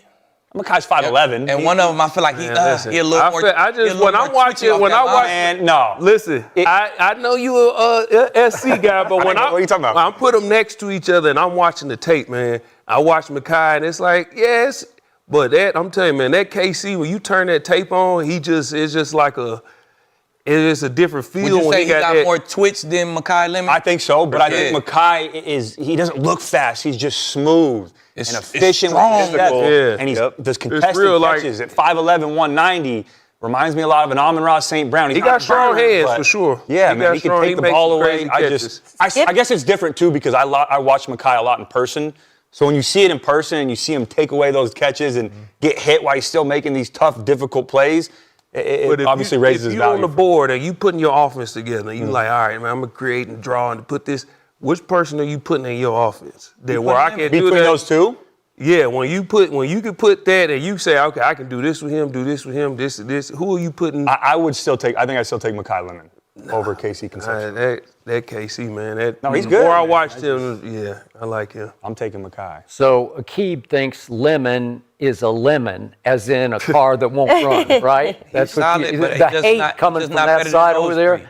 I feel extreme hate for Mekhi Lemon. Talk about him a little And bit, Skip. I still think he's the best. I'm going to say it again, and I think you're at least partially with me on this. Carnell Tate's just a guy to me. I don't know. I think he's pretty good, but I ain't taking him 5th in the draft or 6th or 7th. I don't get that. I agree. He looks average to me. I don't see extreme separation. I don't see extreme quickness, extreme deep speed. He's playing opposite a kid who could go first in the, probably Arch will go first in the draft next year, but second in the draft next year. And Jeremiah Smith caught 81 balls to his 50 balls. And he benefited from playing opposite, and he's smooth, and his technique is it's good, and it's solid. He's just a solid football player, but I'm not taking solid in the top 10. I just don't see special when I would watch Carnell Tate, and I've been shocked that every mock has him in the top 10. And Jordan Tyson, I laughed this morning when I saw there are immaturity issues arising about Jordan Tyson. And I'm thinking, yeah, but every wideout has immaturity issues, right? Don't they all? Yeah. Like they're just, that's who, they're built that way. They're all divas. The best ones are all divas. Ted last year in the draft process say he don't watch film? Yeah. Ted was like, I ain't watch film, man. I just look at what he just did. Yeah, that's just he still went high. Listen, man, he a dog. He can play. I know you love him, Jordan Tyson, because he came out of Allen High School, right near where you live. So I give you that. But he came out as the 131st ranked high school receiver coming to college.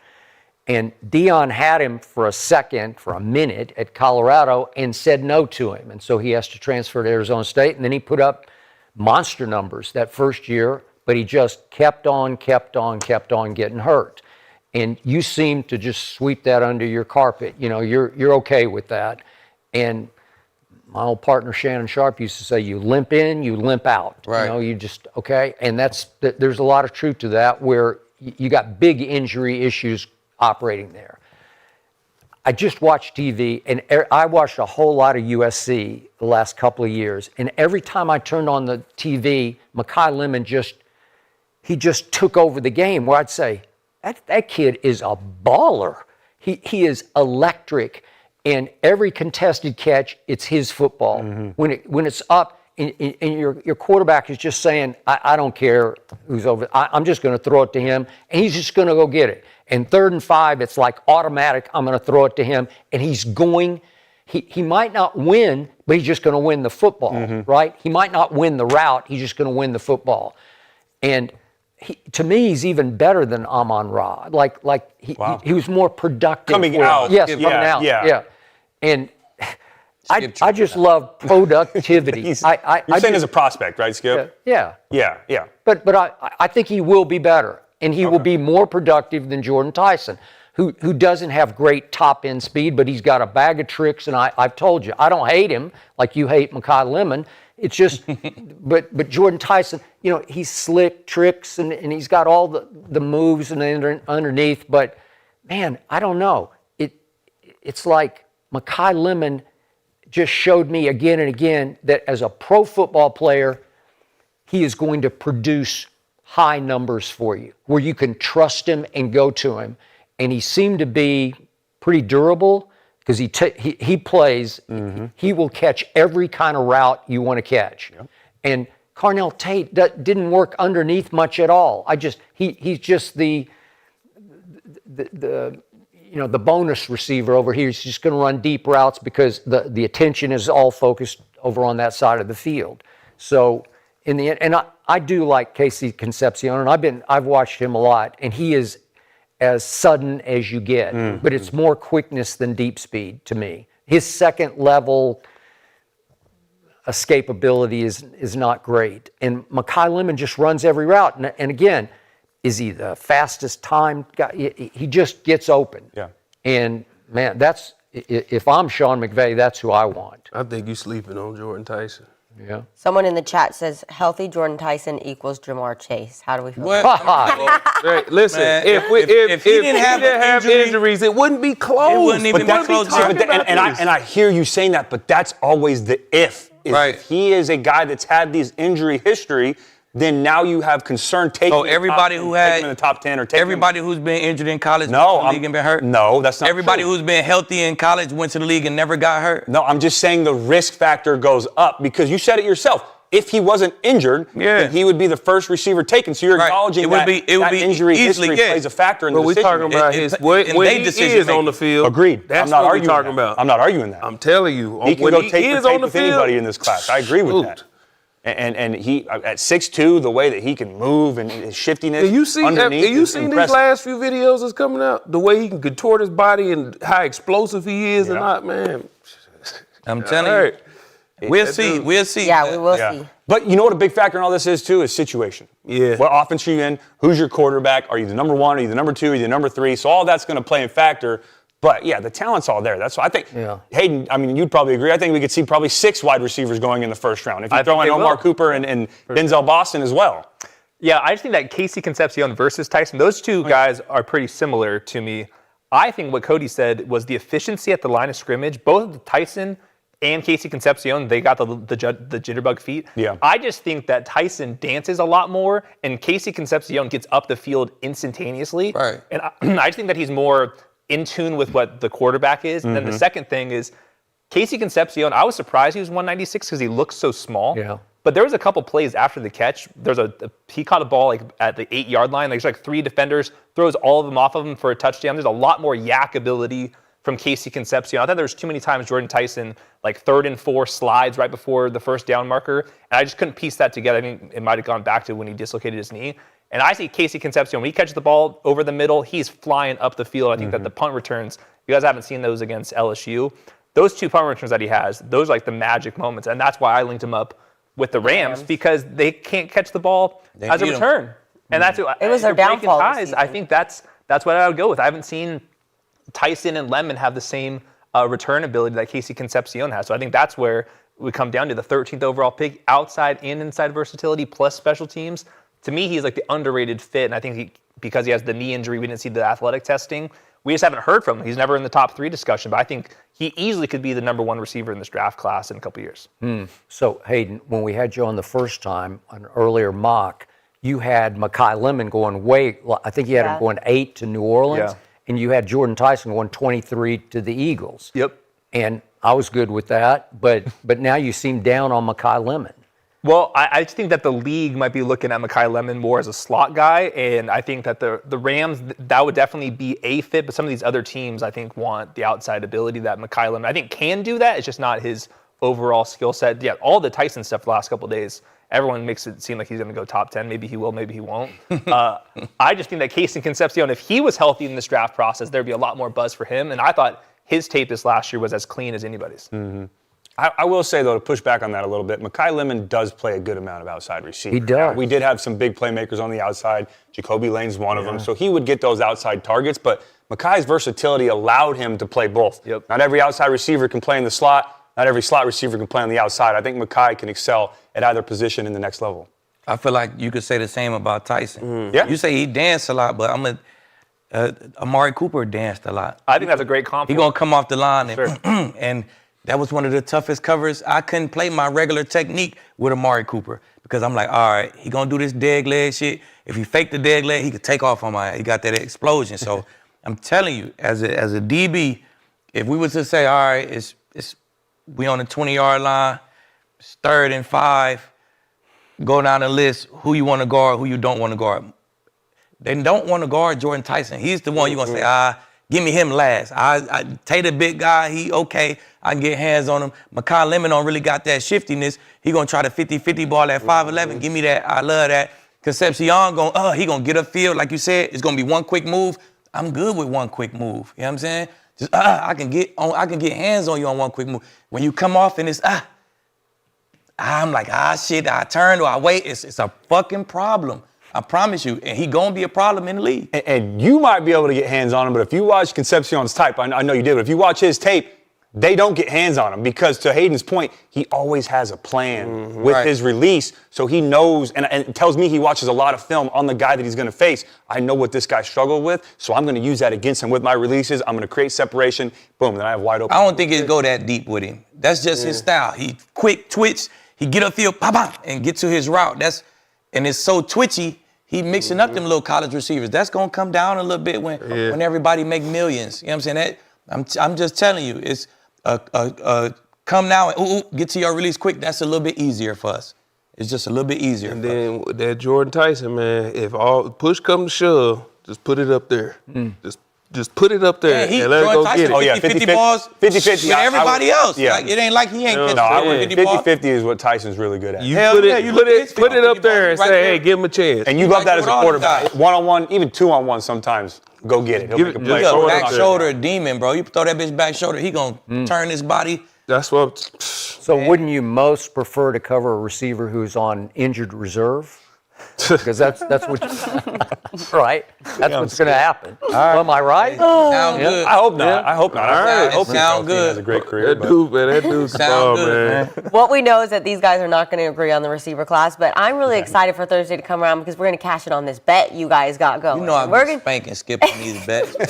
True. And have those been cashed in? Have you guys had your I'm sushi dinner? still hungry right now. I Starving. owe him 2 dinners. I do. Starving right Yeah. now. All right, let's get into the corners of the draft. Okay, I want to take a look at who Hayden has going in the first round for the corners. So you have Monster Delane going to the Commanders. Then you have Jermon McCoy to the Dolphins, Chris Johnson to the Cowboys, and then Colton Hood to the Seahawks. So Hayden, give us a breakdown of these top corners you expect to go in round 1. Yeah, obviously I want to get Aqib's opinion, but to me, Yeah. Delane was the top guy just because the injury concerns with McCoy. I think Delane's calmness changed the direction, and he's got enough size, and then 4.4 speed. That was the one thing that popped up actually on the Casey Concepcion tape was he was flying by Mansour Delane. I was like, all right, is Mansour Delane like a 4.46 guy? And then it just turns out I think that Concepcion just really fast. McCoy, he was doing this at 19 years old, tons of press man coverage at Tennessee. He was really sticky. I think the Ohio State guys got him for a couple plays, so did the Alabama kids. But his explosiveness out of the pedal I thought was incredible. So just to me, our team's failing him because of medicals or not. And then I think Chris Johnson's going to be the late riser, and I would not be surprised if he's the corner 3. San Diego State, their turf was a disaster, but his smoothness was just exceptional, and he was able to fall off on these zone routes and then pick some passes off. And then he ran 4.4 flat, and that was going to be the concern with him as well. And then Colton Hood, he was probably the most aggressive of the 4, and he had some really push the receiver out of bound moments with him. I think that his zone coverage stuff was probably the most concern. A lot of quarter stuff where he just abandoned his area. So I think you got to develop Colton Hood, but he has the crazy athletic trait. So and then there's a bunch of guys. I mean, Indiana's got one, D'Angelo Pons. He's a monster. And then I think Terrell's going to drop just because he might be a small guy that ran pretty slow. But I think the top 3 are set with Chris Johnson joining the top 2, assuming Jermon McCoy is ready to go. I like it. But I like Terrell. I like Delane as the top dog. I feel like he check all the boxes. McCoy would be probably the top dog, but he got the injury. But them the top 2 for sure. And then I'm going Terrell, man. I'm putting Terrell in there. You could just see his big brother was a corner. Wow. You could see it, man. The technique, when he stays square in that back pedal, his press, the playmaking ability. He got 3 picks, but he got to create 11 turnovers, man. He's stripping the ball out. He tackle on his feet. He go after the ball every time he make a tackle. Yeah. You know what I'm saying? So he create turnovers. None of these guys just got a bunch of picks, for real. And then after Terrell, I go Hood. I think Colton Hood is the best press man corner out of all of them. His technique is probably the best. He read step, kick, pure step, whatever you want to call it. His shit, he putting that shit on tape. It's dominant. He played chest to chest when he posed to. He turned over the shoulder when he posed to. So I love Colton Hood and press coverage. And then Chris Johnson, he the one who get the picks. He got probably the most picks out of them, touchdowns. But he played G5 football, a little lesser competition. Yeah. So it supposed to be better. You know what I'm Yeah. saying? So you even on some of his highlights, you see him ran by and then it's a bad throw. He catch up, make a play. So I tend to lead him off my highlight tape. If I'm ran by and it's a bad throw, I might leave that off my highlight tape unless I pick it and score. You know what I'm saying? But so I go Delane, McCoy, Terrell, Hood, then Johnson. And probably that's my 5. That's my top 5.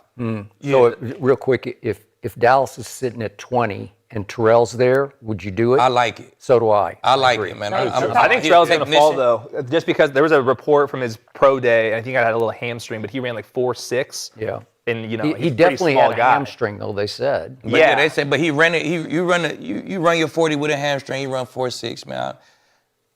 I just think there's a chance that he might be available in the second round at this point. I think you're going to run the calculation. Is he a nickel, a small nickel, which most of the league's trying to get rid of small nickels, or is he going to be an outside guy But when that you runs say 4 small, what's his size? I think it's like 180. I mean, that's just weight. You know what I'm saying? I got Yeah, no, he plays bigger than that for his sure. height. He was what's it? 5'10" 3/4, 186. Yeah, but just the league right now, like just with Iman Warrior and stuff, you're seeing a lot more of the nickels, just huge guys. I mean, to stop the Safety run. type bodies. Yeah. So I think that's just we're kind of used to like, oh, he's just the small corner. You're just going to put him inside. I think the league now is like, all right, we're going to keep those guys on the outside. He played a lot inside. At Yeah, Kinsey. I think he could probably do both. I just wouldn't be surprised if he's the one to fall, just because we don't know how fast he is. Yeah, I don't have a reason to move the lane off being the top guy. You know, he's just he got everything. Yep. He got everything. But McCoy, if he doesn't tear that ACL, get hurt, he's probably the top guy because physically, I'm with you. Agreed. like physically, like NFL sized body, physically at corner, he's got that. He physical. He put hands on people. He got long arms. Yep. He'll come up and hit you, and man to man, he'll lock you down. He makes all the plays. And for him to be the second ranked or one of the top guys and didn't play, that lets you know everything you need to know about him. Chris Johnson, what I liked about him is his ability to make up ground. He did get ran past, but he was able to make up ground, and he'll make you pay if he get his. But he'll make you pay if he get his hands on the ball. You know, he's a touchdown threat. He get his hands on the ball, he can take it to the crib, and I know Lee can appreciate that. But Colton Hood, his story, if I'm drafting, I want a guy like that. You know, I don't know if y'all seen his teammate Eugene Asante. Did y'all see what he said about him? How they came in and they were doing one-on-ones at practice, and it was an off day, and all of the wide receivers in there, 7 to 8 wide receivers, there's one DB in there. It's Colton Hood. He wasn't even starting yet. So he doesn't have a lot of experience, but I want a guy like that. He going every rep with all these people, 7, 8 wide receivers not taking the play off. He worked his way up, and that's why you've seen all this physicality. He done seen all different routes, all of that he's going to put in the work. And whether you want to develop him or not, that's a guy you want to coach. So if I'm looking at drafting the guy, Hood is definitely going to be one of the guys that's higher on my list because that's stuff you can't teach.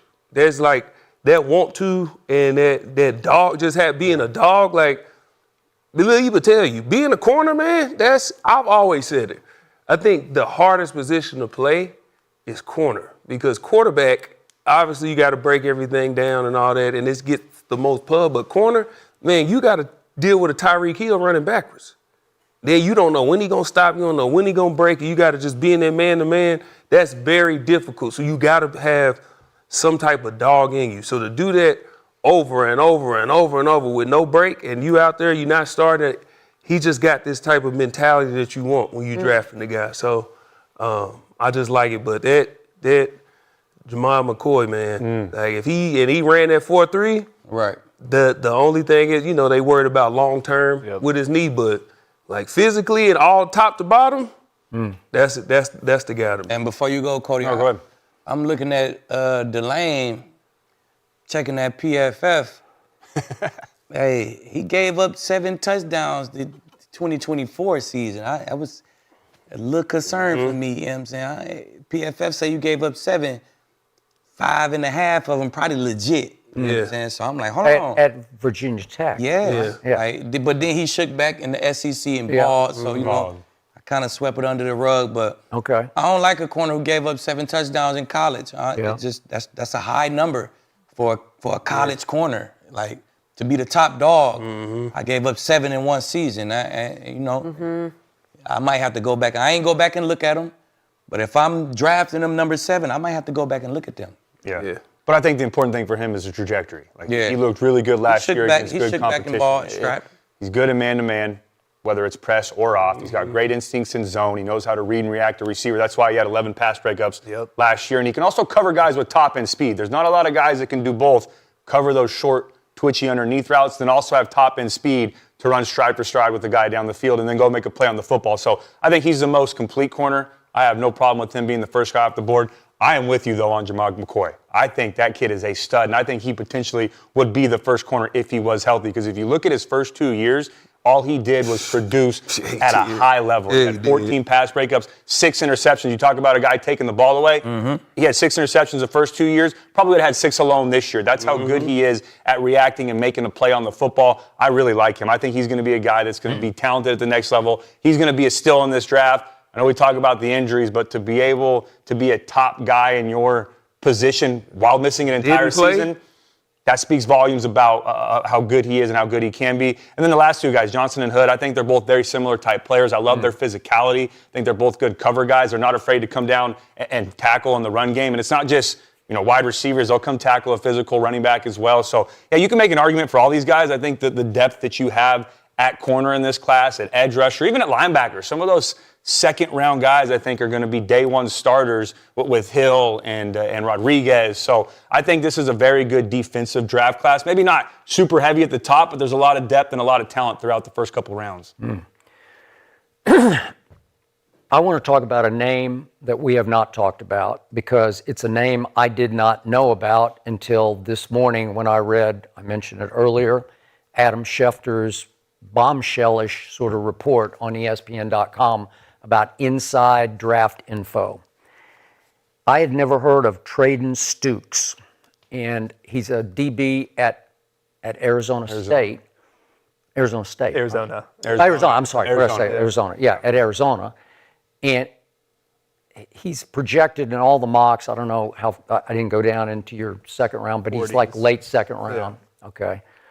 And Adam Schefter says he is by far the hottest riser on the board and that he's taken 11 visits to teams in the top 30 and that he's now being projected from corner to safety. And I'm like, corner to safety? And he's a hot riser? Because usually it doesn't go that way. If you're a stud corner, you're a corner because you can't find them. Nobody said to Aqib, well, we're thinking about you at safety. No, you're thinking at corner, even though you ended up, you could play some safety. And you had played some at Kansas, right? Not interested, though. Okay, not interested. Well, because the money's not there. It's not the star position.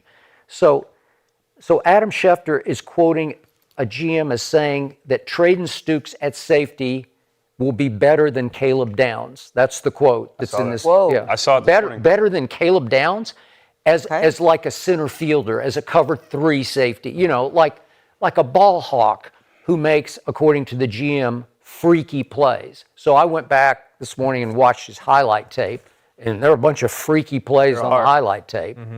And he ran 4.33. He's not huge. He's a little over 6 feet, 190-ish. So it's not like he's a strong safety, but if you have freaky ball skills, to me, at your position, I just want to know ball skills. I want to know ball hawk.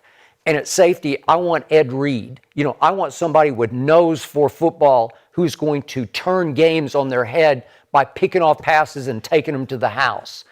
And yet, I'm looking at the stats on Traden Stukes. So he had 39 targets last year and no touchdowns. So I don't know, that's pretty good. So are we missing the boat here? I don't know. Is this the guy? Like if Dallas is at 20, should they look hard at Traden Stukes? Yeah. So Traden Stukes is an older kid. I think he walked on at Arizona. He did, and he's a 6th-year senior, so he's 24. Yeah, everyone loves him. He played a lot of nickel, but I do think that his best reps were as like a quarter safety. He's the athleticism, the 4.33. I think that's the weird part about. Usually those guys are playing corner. I agree. Running that fast. Like what? Yeah. This is the craziest thing I've ever heard of. His best moments were where he just has a really good feel in zone coverage, breaking off to the sideline. If he's beat over the top or somebody else made a mistake, he's got the range over the top. So I have him like 39, somewhere in that range, and I thought that I was ahead, and apparently the NFL just kind of surpassed I don't know. Is this going to be the hot riser where he's going to go higher than 20? 24-year-old safety, though, like doesn't pass the round one I don't get it. test to me, but I do think that there's a bunch of like these like nickel safety types. The kid from Miami is one of them. Terrell, you can put into that bucket. And then I think Stukes. So there's a bunch of these guys, I think, like in the 30s and 40s. I think all these guys are going to fly off the board. But Stukes, I listened to a couple of his interviews, too, and just absolutely crushes it and then plays with 4.33 speed on top and he was of it. the captain the last 2 years. So everyone loves him. I don't know. Yeah. What's it do for you? What's it say to you? I just got to go check him out. I ain't really checked him out. But just the idea of he's like Dylan Thieneman. Like if they don't get Thieneman at like 12 or 20, stuff, like it's kind of like the next tier but down who would from that. project a potential star corner as a safety? It just doesn't. I've never heard of that before. Right. Never. Like, why he don't play corner? I don't know. But I think today, with how much versatility there is in all these different defensive schemes, they want positionless players. Maybe not with the top 3 pick, talking about Reese and Bailey, but when you have a secondary guy, if you can play corner, if you can play nickel, and you can also play quarter safety or play a middle field safety, that just adds more value. But you can't. Who do that? Didn't y'all draft a guy like that? Who do that I'm not in the saying league right now? I'm saying in college, But he was like a guys that workout have warrior. the capability of doing that. Obviously, Kind of like a tweener, wasn't he? No. They did try him at safety, and then they moved him back to corner. But he was a workout warrior. Like he was a combine freak. And I'm not saying the guy's going to do that in the NFL. I'm just saying when you have that capability coming out, now that gives us more options. Let's try him at corner. Let's try him at nickel. Let's put him at safety. Yeah. Let's I don't find like the best that. personnel I grouping see it for him. different. Like, if they played him at corner and I like guys who do what they do and dominate what you do. Yeah. If I don't know Stooks, you probably wasn't a dominant corner. Yeah. You know what I'm saying? Or a dominant safety or a dominant nickel, because this is the first time I'm really hearing of you. I When Skip understand. bring it up. You know Okay. what I'm saying? So, all right. I don't know. Okay. To sum this up for me, because I'm only interested in Dallas at 20. If Avion Terrell is there, I'm happy with it because I'm with you. I think he could play outside corner. Yeah, and he's an irritant where he just mirrors and he just covers because his brother is really good. Yep. He was a first round pick. Yep. 2020, and AJ, and this kid just plays football. He gets up in you and you know he has great fluid sort of athletic ability to cover. And it's just hard. You just don't find that kind of pure cover to me. So I'd be happy with it. I think he could play outside corner. I do I mean, too. 5'11", bro. You solid. Yeah. You this much shorter than Lieb. You know what I'm saying? Yeah. You got long arms, bro. Okay. If you got the technique to do it, then you can do it. So and if you forced 8 fumbles in your career, that's a lot, man. That's playing ball. Yeah. That's playing football. Yeah. So, but I'm with you on Delane and McCoy. They're the top of the class for sure. Agreed. All right, let's move on to another riser, because last time Hayden was here, we broke down Malachi Lawrence and why he was considered to be one of the draft's biggest risers. But now Hayden even has Lawrence going above edge rusher Aqib Mesidor, which I'm a little shocked by this because he's considered one of the best edge rushers in the class. So Hayden, I would love for you to explain the decision to have Lawrence go above Mesidor. Yeah, I think Mesidor can go into the teens or all the way into round 2 just because 25-year-old, and I think he's had some stress fractures in his feet. It's kind of a weird combination, but I did like Mesidor. I just think Malachi Lawrence, he's going to go round 1, and Daniel Jeremiah actually was linking, he's heard Malachi Lawrence to your Cowboys at 20th overall, which I think a lot of people that would catch them by surprise. But if you look at Malachi Lawrence, we talked about it, production was there. Yeah. His get off is there. He's got the right size. He's like developing a pass rush plan. The only reason why we don't think of him as a top 20-ish type of guy is because he played at UCF. But there's a lot of buzz with him, and everybody that watches his tape, you really like his hustle on top of it, but it's just the burst, and he had like 96 percentile jumps and all that. So I'm glad we're talking about it. Athlete. And it's just, you can put his hand in the dirt, but for the most part, it's what you guys are talking about with David Bailey. It's just like rep after rep, 2-point stance from the outside, getting upfield on the high side, a couple of spin moves back on the inside. But I think Malachi Lawrence, he's one of the guys that, you know, you look at the top 10 pass rushers, they all got crazy juice. And a lot of the guys, the Keldrick Falks, the TJ Parker, we didn't get testing from Mesidor. They don't got 90th percentile athleticism. If you're trying to get 15 sacks in a season, if you want that upside, you got to have that. I think that Malachi Lawrence is like one of the guys that actually does. But why he don't got 15 sacks or double-digit sacks in a season? If all those projections in the combine say double-digit sacks, why we don't get double-digit sacks from him? There's a lot of guys that kind of have that profile, though. I mean, the one guy that if you really look at it is Daniil Hunter. It's like almost the exact one-for-one. Obviously, Daniil Hunter's gotten stronger and stronger, and he's a crazy, crazy outlier. But to me, if I'm taking an edge rusher in the 20s, I want the athletic traits. Like I want to take a shot at it because there's a lot of busts that happen. Like we don't talk about it. Edge rushers in the back half of round 1, these guys bust all the time. And I think it's because they're taking like the guy with the long arm that can kind of stop the run. They just don't have enough upside. I think that of all the guys, Malachi Lawrence is for sure the one with the cleanest path to 10, 12 sacks in a season. See, if I want a guy with 10, 12 sacks in a season, I'm going to take the guy who got 10, 12 sacks in the season. Like, if I want a guy who get interceptions, I'm going to take the guy who got interceptions. Yep. I want a wide out who going to score touchdowns and go up top. Well, I'm probably going to take the one who did it in college, who, you know what I'm saying? The proof is in the pudding. I'm going off the tape and the tape first. And Messidor tape say, yeah, I was second in the league. I'm 12 and a half sacks. The numbers is there. You know what I'm saying? If you older, that's almost a plus with me. You know what I'm saying? I don't really knock you for that because I'm probably, give me one contract with you about 20, 28, 29. Okay, I'm going to know if I want you or if I don't want you. You know what I'm saying? It is what it is. I'm still going to have you. I'm probably damn near drafting you close to your prime. So it is what it is with me with the age, but I'm going off the production, man. Malachi Lawrence, you got that 7.5, 7 sack. That's your max.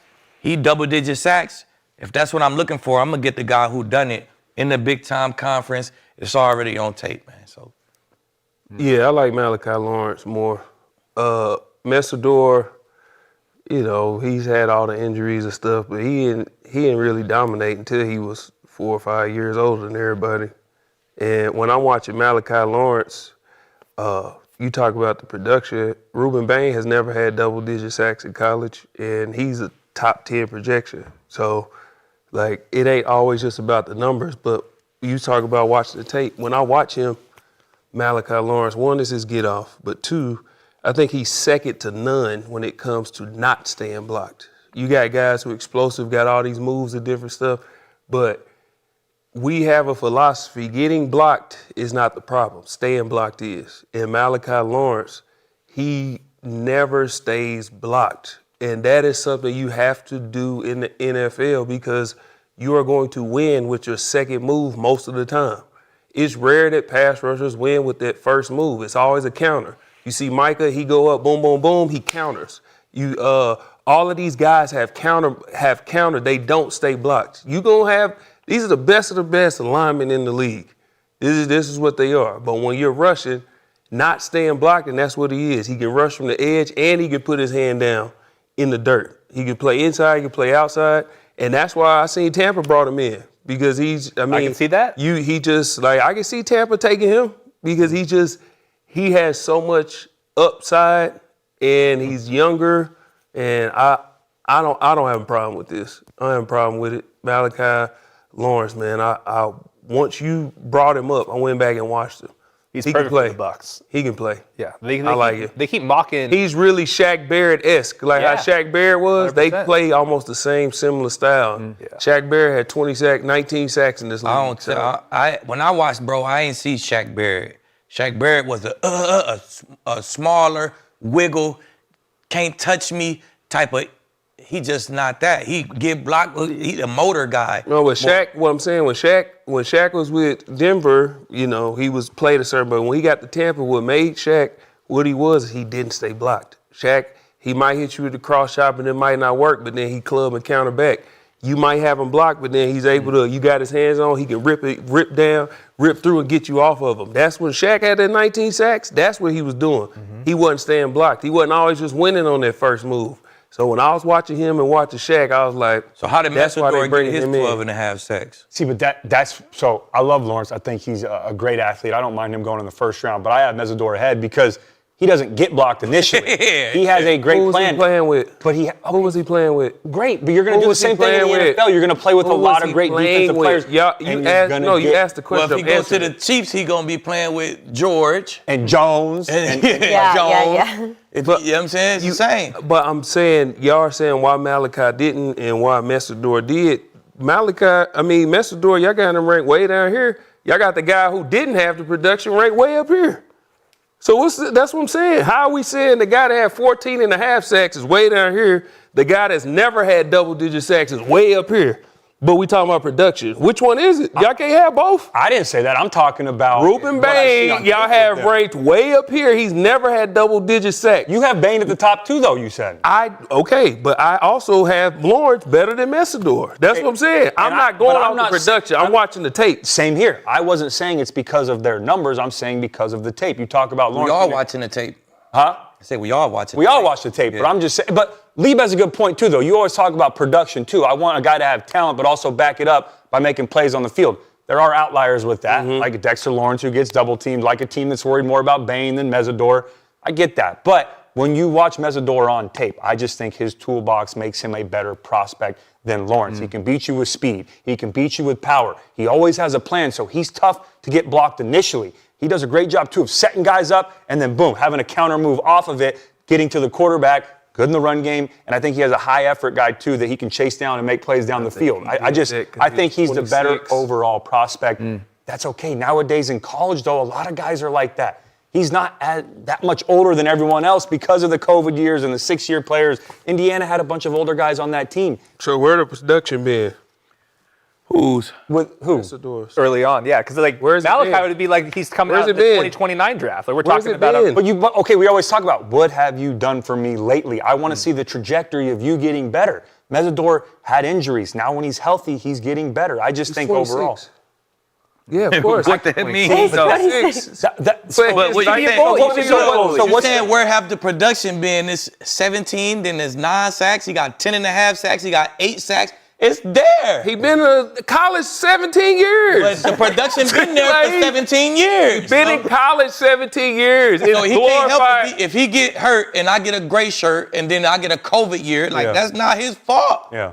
That's just not his fault. You feel me? Especially with the bag So that we these just college talking- kids are getting. okay, Yeah, okay. he I'll getting stay for another paid. 2 years. Yeah, I'll but play for okay, 26. we can't have it both ways. What's Jamad McCoy? Yeah. 2 years. Yeah. Injury. One of the top picks in the draft. Okay. This guy, 17 years. But his- and he what's the just don't- difference? The injuries. But we're not talking about him in the Bain and the Bailey category. We're just talking about him compared to Lawrence. Like we're talking we're talking later about in the just first those round. two. I like Mesidor, but I wouldn't take a top 10 pick on him or spend a top 10 pick on him. But bottom of the first round, when you're looking for a pass rusher, when you've already got a solidified roster, yeah, I think you can take a shot on a guy who's a little bit older, who has the production as well and flashes on tape. I don't see a problem with that. So wait a second, Gerald, you're talking so highly about Malachi Lawrence. He should go way above 29, right? No. When you have him at 15, 14, 13. No, I said I wouldn't be surprised if Yeah. no, I didn't say he's better than Bain. You brought up the numbers and the production, and you said if I want a double-digit guy, I'm gonna go get a double-digit guy. Bain's never had double digits. I didn't say that. No, I'm talking about. gotcha. No. I'm He just was kind of close, talking though. this way. He was 9.5. I know, but I'm He just was- he saying. was close. I'm just saying. That was the point you made. Half the time down. He was The D tackle touched the helmet on the What if you That- get close listen, to winning? You didn't win. Yeah. No, I hear what you're saying. No, I get what you're saying, though, Gerald. I do think I understand. It's the same thing with some of these guys that have the injury history. There's a risk involved. They're a little bit older, but there's also a positive of that. We know what he is. We know what he does well. And I'll say this. And we know what he can do You for talk us. about y'all's the combine point, guys and all I'll the say time. this. Yeah, I'll say this to you guys' point. If they took Mesidor before Lawrence, I ain't gonna be like, what the heck are y'all doing? Right. I'm saying I can understand. And if why- before the combine we was doing this and we ain't see Malachi Lawrence combine, I think you would have Mesidor in front of him.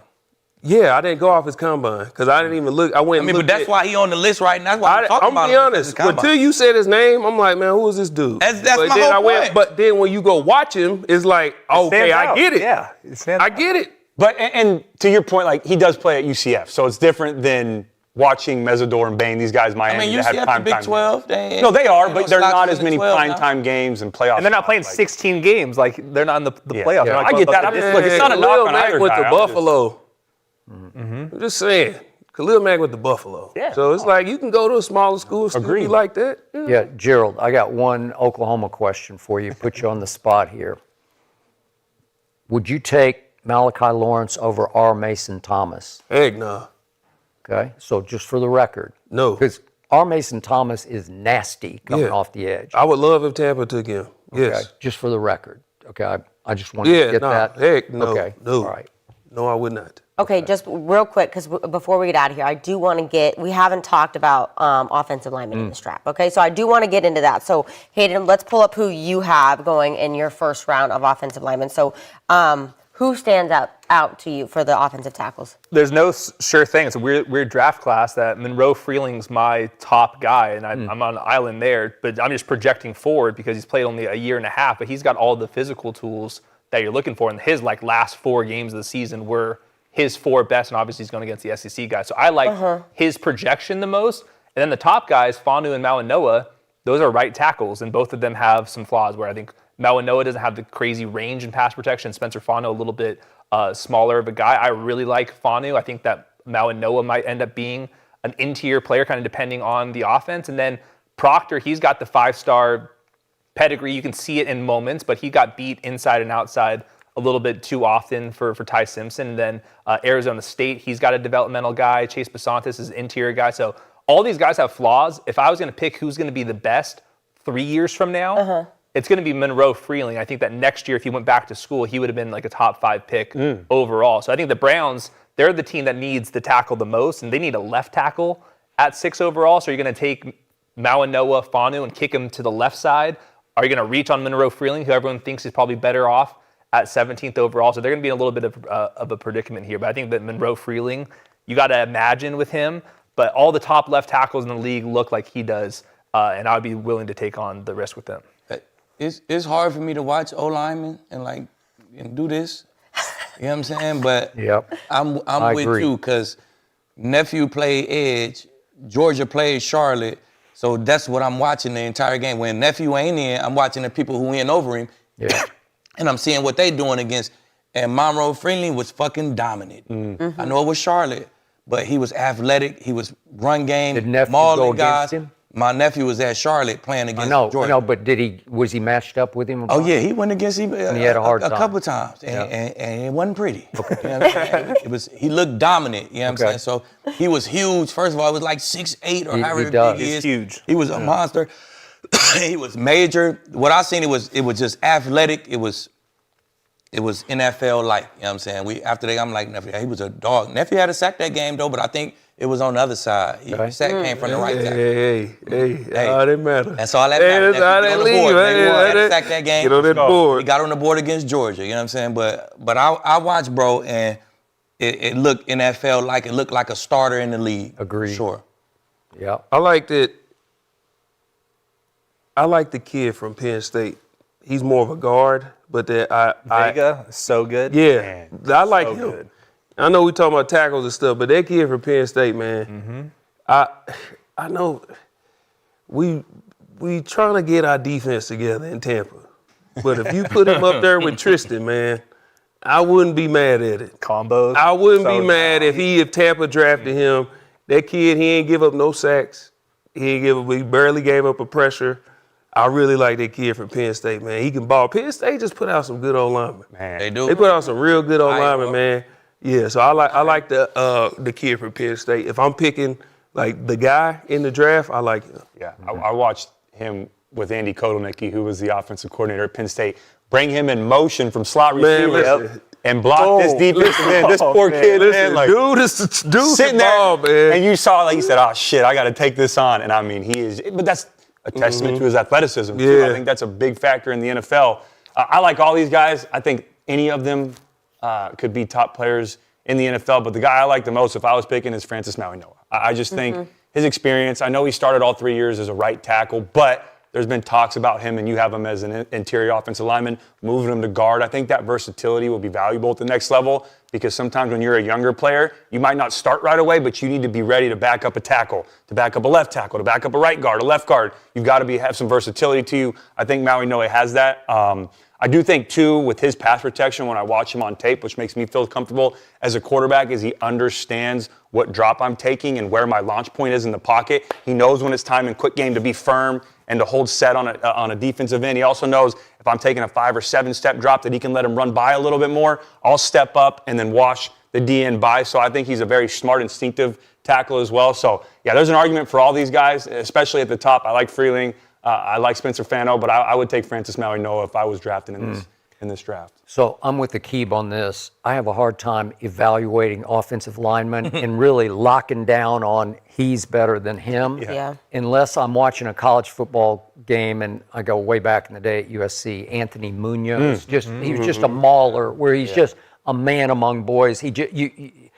Jonathan Ogden at UCL, they're just like, you just say, oh, there's a Hall of Famer. Right? And the only one who caught my eye was Freeling because he's so huge that he looked like he could be a dominant NFL offensive lineman. I'm with you. Like, that's my gut feeling. I'm going to take Monroe Freeling, and I think I got a chance to have a great one. At least a starter, right? Yeah, yeah. Yeah, you know, O-lineman, man, they can play 10, 12, Oh, yeah. so many years. So even if sometimes you get guys in the first round and it's like, oh, he might not be all pro, Pro Bowl, but you get a guy that can be a 12, 13, 14-year guy. You know what I'm saying? Yeah. That's what you need. You just need consistency. You need them. Consistency, yeah. All right, you guys, we're a couple days from the draft, but I want you guys to go check out Hayden's very cool mock draft website. It's underdogmockdraft.com, and you can actually go submit round 1 of your favorite team's 7-round mock draft, and it'll grade your picks. So super fun. That's Hayden's website. Go check it out. We're a couple days away. We're going to be live on Friday, as always, so we're going to have so much to talk about with the draft, so I cannot wait. But thank you guys so much for watching another episode of The Arena Gridiron, presented by Underdog. Whoa, whoa.